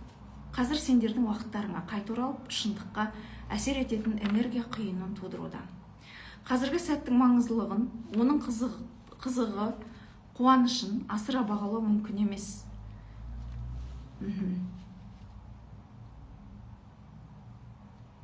Дайын болуларың керек дейді. Жоғары салаларға қол жеткізе алатындарың бұл планетада талай рет жалғыздық сезіндіңдер. Бірақ қазір жерде сендер сияқты миллиондаған адам бар. Олар бір-бірін таба бастады. Ортақ сананы тоқи бастады. Әрқайсың сол сананың ең нәзік жібісіңдер. Жақын арада сендер еш күш жұмсамай бірігетін ғажайып әсем туындыны көресіңдер. Өйткені бұл құдайлық жоспардың бір бөлігі. Әрі оны жүзеге асыру үшін сендерге барлық қажетті көмек көрсетілуде. Жерді бақылау мынадай жолмен жүзеге асырылды. Сендерге бұл планетаға келген алғашқы сәттен бастап өз шындықтарыңды басқара алмайсыңдар деп үйретті. Барлығы жағдайға, тағдырға байланысты бәрі сендерден тыс болады деп сендірді. Яғни сендердің жаңағы сөйлеуге, өз ойларыңды айтуға құқыларың жоқ еді. Бірақ бұл жалған. Өз ДНК-ларыңды басқарасыңдар. Оны басқаратын тек қана сендер. Өмірлеріңде болып жатқанның бәріне толық бақылау өздеріңнің қолдарыңда. Сондықтан ештеңеден қорықпаңдар. Біз жандарыңдамыз және сендерге көмек беріп тұрған 12 аспектілерің бар дейді. 12 аспект деген мынау. Бұл туралы алдағы эфирлерде айтам. Қазір миларыңыз атала болып кетеді. Себебі біз мына уровеньнен шығуымыз керек. Әлі мына уровеньде тұрмыз. Мынаған уже өтеміз скоро. Ойбай. Эпштейн таратқан видео таспалар, ашылып жатқан былықтар жайлы не айтасыз дейді. Ол былықтар, ондай былықтар ашыла береді. Болды ғой, ол 3D матрицаны жаңа үркерліктер айтып тұр ғой. Сендерді бақылауда ұстап келді, қорқынышта ұстап келді. Баяғыда жерде только махаббат болған. Алғашқы жердің жаратушылары, жердің құрылысшылары жерді тек қана махаббатпен жаратқан. Өмір сүретін адамдар только махаббаттың вибрациясымен өмір сүрген. Уақыт өте келе жер прямо күшті жаңағы инвестиция болған, Құдайдың жоспарымен ғой енді. Басқа ғаламдықтар келіп, біз ақпарат жасайды да, уже адамдардың ДНК-сын өзгертеді, біздің санамызды өшіреді, бізді уже қорқынышпен ұстай бастайды. Олар энергиядан питаться етеді. Қандай энергиядан? Қорқыныштың энергиясынан питаться етеді. И 3D матрица ол сондай болған. И ондай қорқыныштың энергиясымен питация еткен адамдар және соларға қызмет еткен адамдардың былығы шығып жатыр. Жаңағы ақш туралы да айтылды. Ондай нәрселер енді шыға береді. Әлі де жаға ұстайтын ақпараттар өте көп болады. Ол болған, болады да. 2022 жылы бір қызық болған. Эфирде сол кезде айттым ғой, білесіздер, иә? Бір келіншек жазады маған. Ақтауда тұрады. Ұлы кішкентай бала ғой, сөйлеп кетті кәдімгі. Жанат тәтеге жаз деген сияқтышы. Мен деген осындай планетадан келдім, жаңағы жерге жұмыс жасауға келдім деп. Ана баланы жаңағы тәлімгер сөйлетіп тұр екен. Рухыма, тәлімгеріма. Ана кісі жазып отыр да, сізге жазсын деп жатыр деп сөйлейді. Сосын мен енді осындай темалар қызық қой маған. Жерді кім басқарып отыр, не үшін басқарады, жаңағыдай кішкентай баланың ұрлануы рас па деген сияқты нәрселерді сұраймын ғой. Рас дейді, не үшін деген кезде, себебі тонкий қабатта жерді басқарып отырғандар адамдардың қорқынышымен, кішкентай балалар қорқып, жаңағыдай шыңғырған кезде бір үлкен энергия бөлінеді, сонымен питация етеді деген нәрселердің барлығын айтты ана бала. И ол кезде, по-моему, президент Байден болды ғой деймін. И жаңағы кімнің Трамптың келетіні, және сондай балаларға Трамптың көп көмек бергені, өздерінің араларында ақ пен қараның күресі болып жатқан барлығы сол кезде айтылды. Сондықтан бұндай нәрсенің ашылатыны да айтылып қойған. Бұл тақырыптарға мен аса бүйтіп кірмейді екенмін. Себебі ол болатын нәрсе. Ертең барлық жерде болады. Барлық мемлекеттің арты ашылады. Ештеңе жасырғысы қалмайды. Даже сіздің физикалық тәніңізде өзіңіз ұмытып кеткен обидалардың бәрі шығайын деп тұр ғой. Сондықтан жаңағыдай нәрселер шығады. Кімнен не жасырасың? Мына ғалам 10% материядан тұрады. Мұның бәрі 10% кіреміз біз. 90% көрінбейтін күштен тұрады, рухтан тұрады. Ана 90%-дан не жасырамыз? Мына жерде орын жоқ қазір. Мұның бәрі толып тұр. Біз көрмейді деп ойлаймыз да. Какой там конкретно көріп отырсыз? Аквариумдағы балық болып тұрсыз ғой. Бүкіл 90% сізді бақылап отыр. Біз өзімізше боламыз, бір нәрсе ұрлаймыз, пара аламыз әлгі жерде. Қызық. Плеядианцы берген медитация бар, жасайсыздар ма? Кішкене түсінбеуіміз мүмкін, бірақ жұмыс жүретін сияқты. Жасап жіберейік. Бұл жерде физически тәнмен жүретін сияқты жұмыс.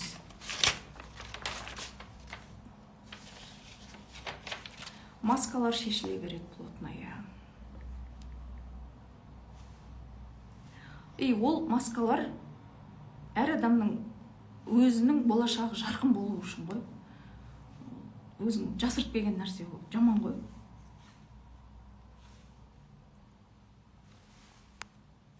Хорошо, жасайық медитация. Түсінбесеңіздер де көздеріңізді жұмып отырыңыздар, бір жұмыстар жүреді, не сезінгендеріңізді потом айтасыздар. Сағат 4 болып қапты, жақсы. Комментарийді өшірдім. Рахмет эфирде болғандарыңызға. Қазір мен бір сурет қоя салайын.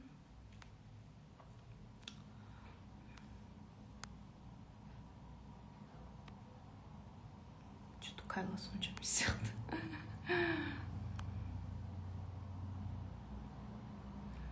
Так.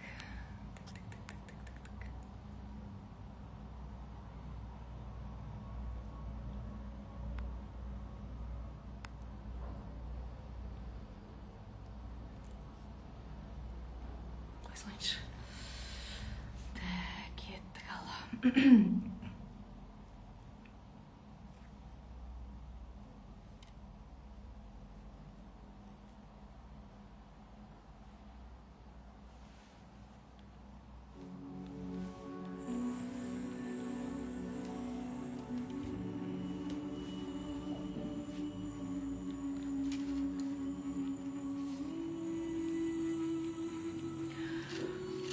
Терең демалып дем шығарыңыз.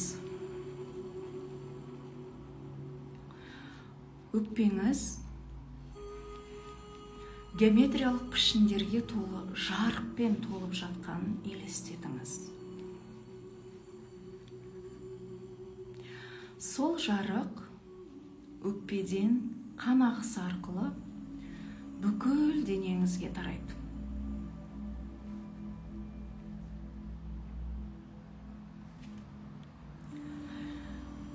Енді энергияны ішке тартып, оны физикалық денеңізге, субатомдық деңгейге дейін жеткізіңіз. Сонымен қатар, айналаңыздағы энергияны сезініңіз.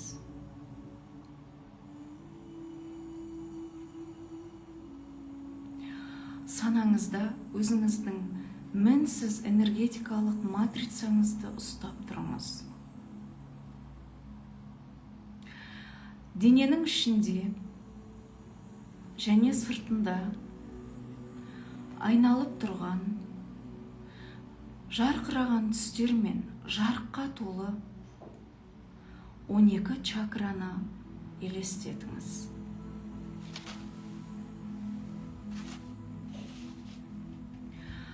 Чакралар арасымен ағып жатқан энергияны сезініңіз.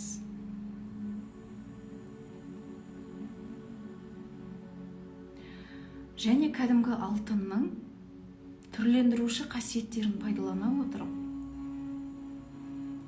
өз болмысыңызда сақталған шығармашылықтың кодтарына, оның құпияларына ашылуға ниет етіңіз. Денеңіздің қандай дыбыстармен үндесіп тұрғанын сезіп көріңіз.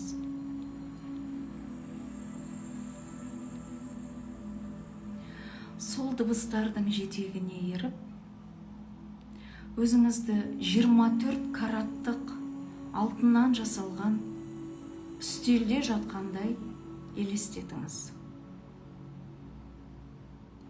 Яғни сіз алтын үстелде жатырсыз. Санаңызда қандай бейне пайда болса да, оны ұстап тұрыңыз. Үстелді егжей-тегжейлі қараңыз. Денеңіздің алтын үстелде жатқанын,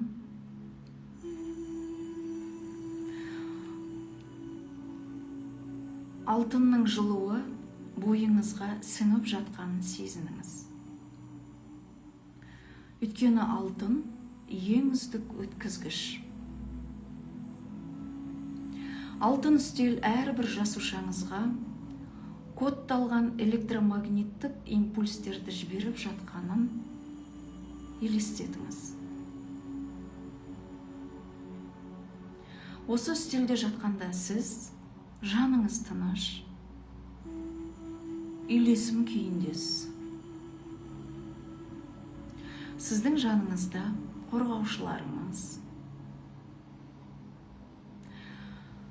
рухыңыз,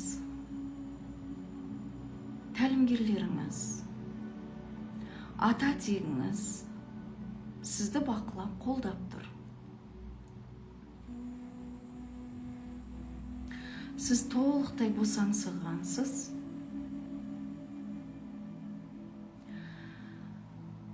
Денеңіздегі кеңістіктің тереңдігін сезінетін аймақтасыз. Бұл кеңістікте сіз алтын түсті жарықты сезесіз, көресіз, естейсіз. Алтын үстелде жатқан кезде денеңіздің жарыққа толы кеңістігінде электромагниттік толқындардың қозғалып жатқанын көресіз. Тік бұрышты үстелдің төрт бұрышы энергия түсетін якорь нүктелер қызметін атқарады.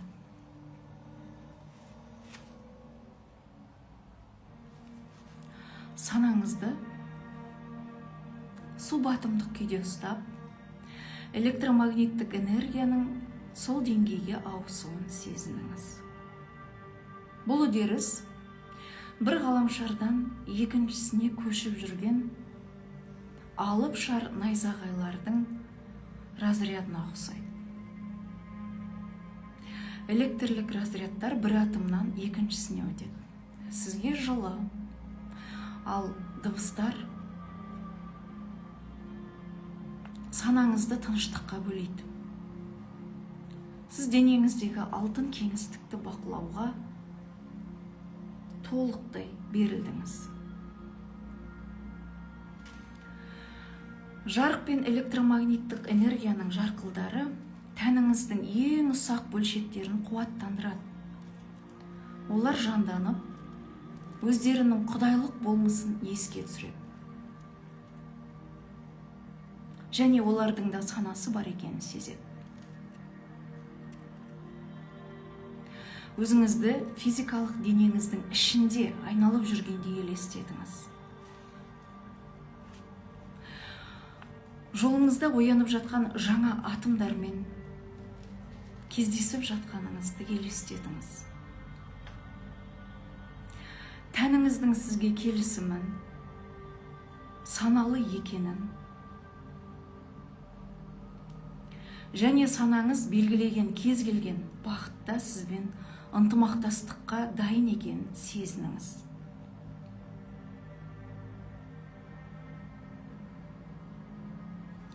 Бұл сіздің жаныңызды, тәніңізді, рухыңызды қатты қуантып тұр.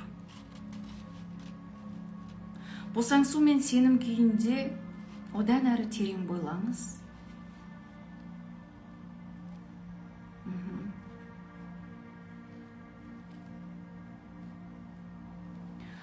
Сіз қазір рухыңызды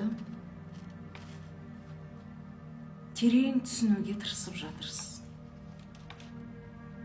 Естеліктер толқынымен жүзіп бара жатырсыз. Өзіңізді қаншалықты жоғары бағалап, жақсы көретініңізді сезініңіз. Әрі басқа адамдардың да құндылығы мен махаббатын өзіңіз арқылы көрсетіңіз. Дәл қазір сіздің ескі денеңіз өзгеріп,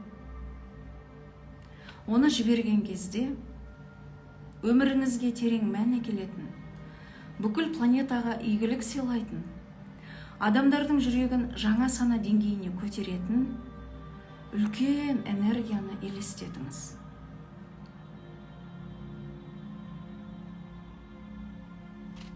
Бүгін түнде ұйықтағанда дене бөлшектерінің нәзік электромагниттік ынталануының жалғасып жатқанын сезініп ұйықтаңыздар.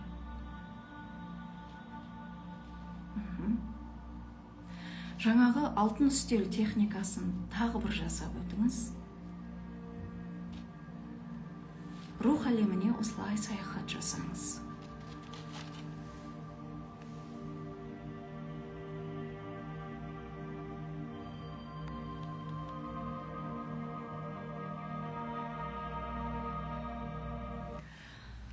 Көздеріңізді аша беріңіздер.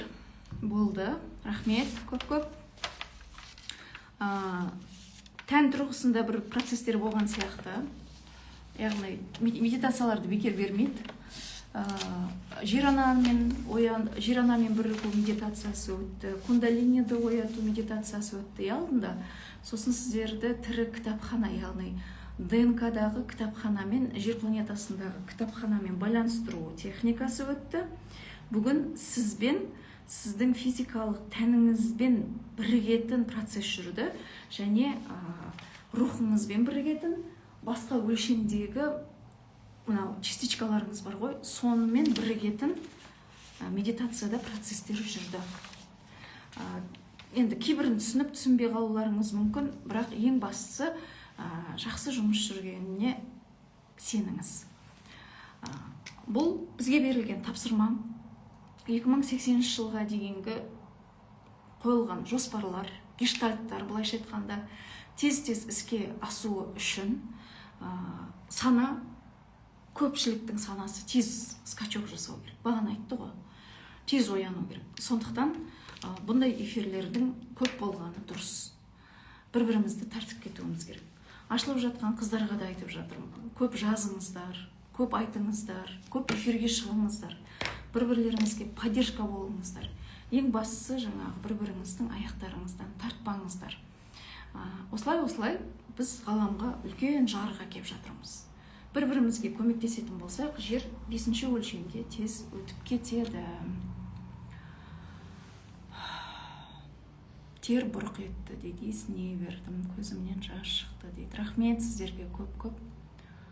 Омыртқамның ауырғаны басылып қалды дейді. Бұл жерде енді бір отырып алып, мына жерде бір өтірік айтып отқан сияқтымын да, сөзін шыны керек ше, Кашпировский сияқты.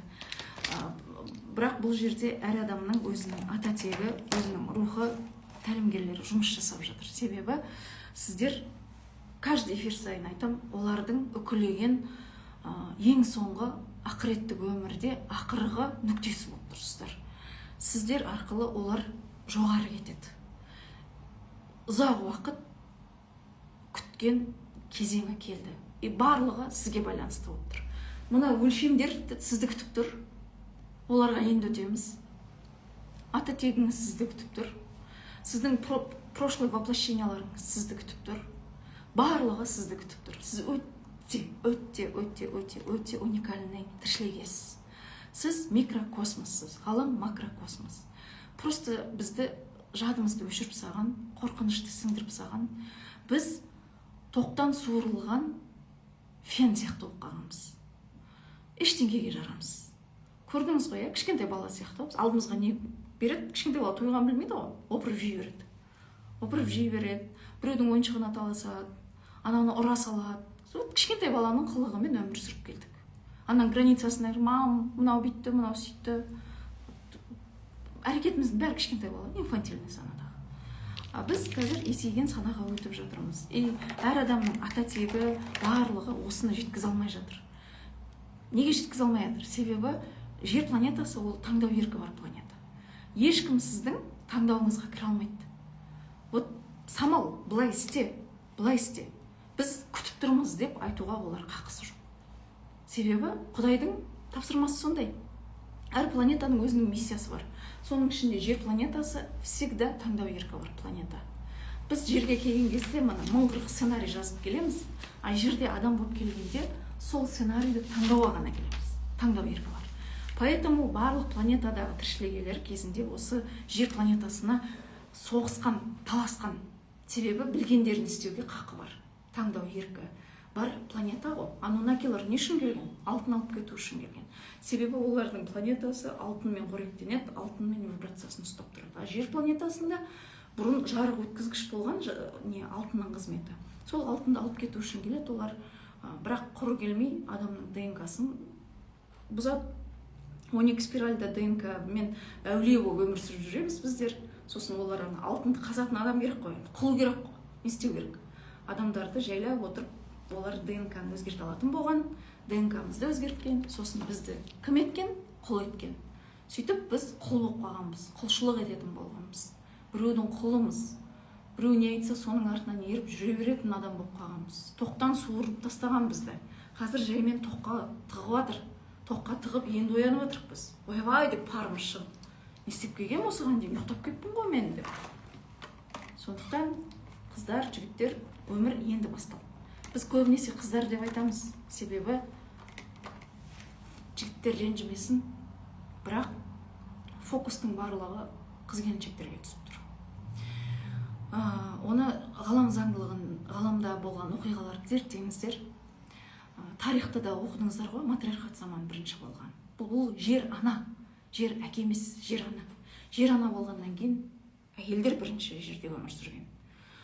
Әйелдердің, ғаламдағы әйелдердің чакрасы мына жерден тұрып қалған деп айтады. Еркектер екінші чакрадан аспай қалған.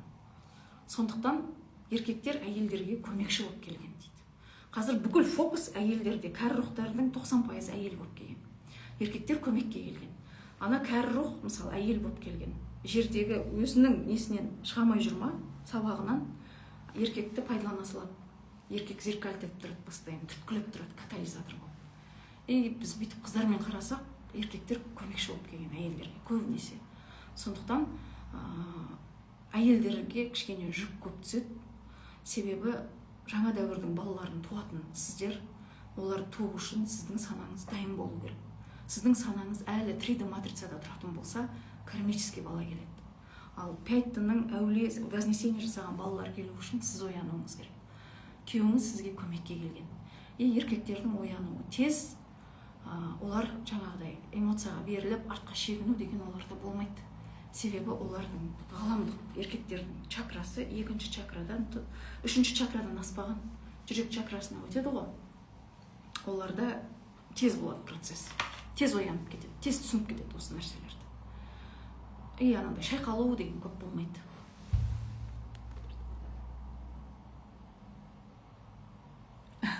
Еркектер соны түсінбейді. Сначала мужчина, а женщина второй сорт деп. Потому что 3D матрица ол патриархат заманына құрылған матрица. Матриархат заманында бүлдіріп алдық. Сосын патриархат дәуірі келді. Әйелдер өздері келісті.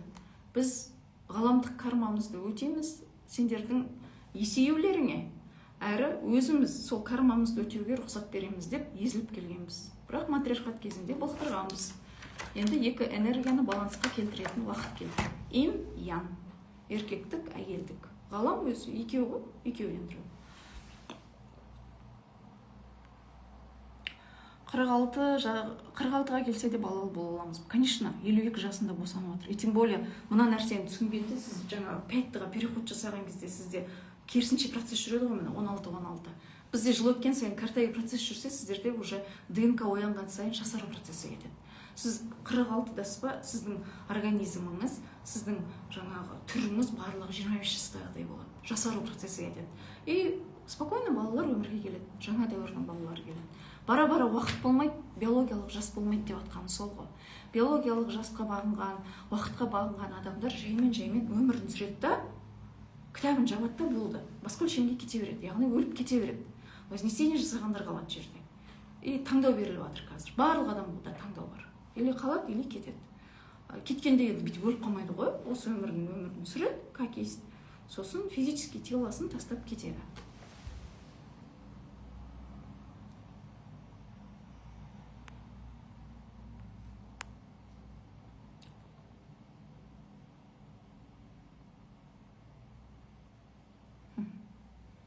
Жыландар бір жерге көмекке асығып аспандап ұшып барады дейді.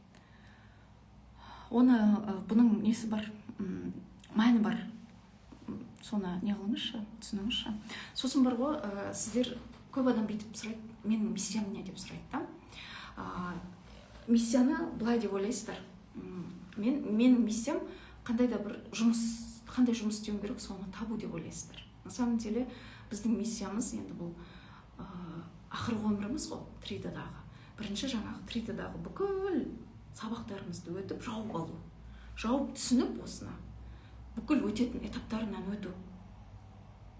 Ескіні жауып, потом жаңағы темная ночь души дейді, ішінде түнекпен кездесесің, жаңағыдай бір точкаға қарап жату, одан кейін кемшілігіңді көру, оны қабылдау деген сияқты одан өтесің, одан өткеннен кейін барып жаңағыдай жаныңның үнін тыңдау, одан кейін физически тәнмен жұмыс, содан кейін барып сенде творчество жарқ ете қалады. Міне сол кезде нағыз миссия пайда болады.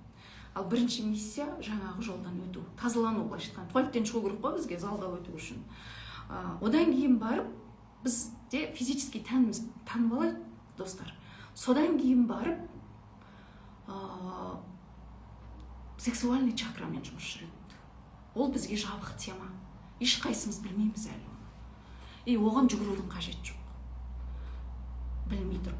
Әлі өзіміз инфантильный санадамыз, сөйтемізде жаңағы барлығы сол төсек қатынасына байланысты екен деп айналып кеп бірден кейін жаңағыдай айналдыра береміз. Ол сана ашылмай тұрса, басқа жерді ашқаннан пайда жоқ. Сөздің шыны керек. Сана есейген кезде творческая энергия, сексуальная энергия, кундалини барлығы бір бөлек. Сол кезде дұрыс бағыт кетеді. Барлық құпия сол жерде деп айтады. Бірақ оның барлығын біз разрад қылып жібергенбіз, сөздің шыны керек. И пока түсінбейсіз ба, ол теманы қозғамаған дұрыс. Этап-этаппен біз өте әдемі келе жатырмыз. Және алдағы уақытта не күтетінін білмеймін, бірақ осы жолмен жаймен жүре берейік.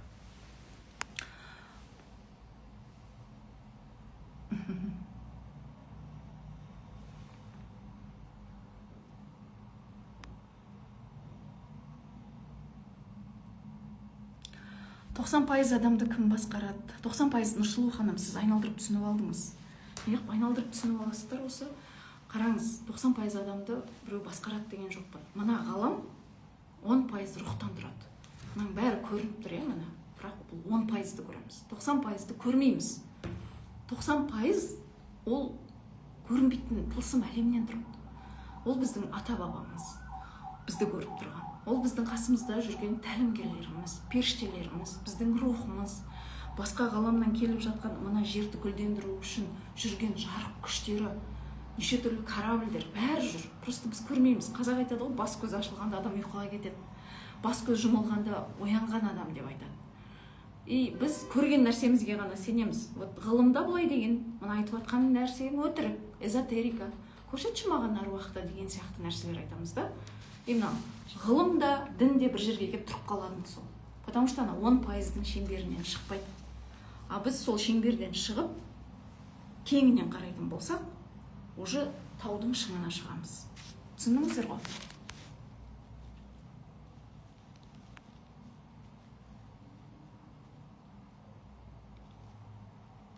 Жақсы, мен эфирді сақтаймын.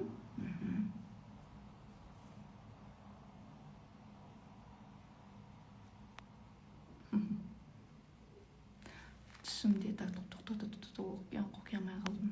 Емне дейді? Түсімде әлем бәрі сана тұрады.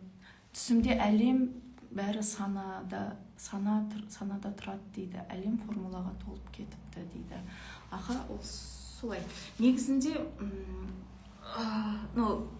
үркерлердің ақпараттарын кішкене түсіну керек. Біз түсінбей қаламыз. Сана ол жоқ. Ол сана өзінен бар нәрсе дейді да. Сана вообще бар дейді. И біз сананы жасап қойғанбыз. Бұқтың келесі тақырыпты айтайыншы. Себебі қазір миларымыз ашып кетеді.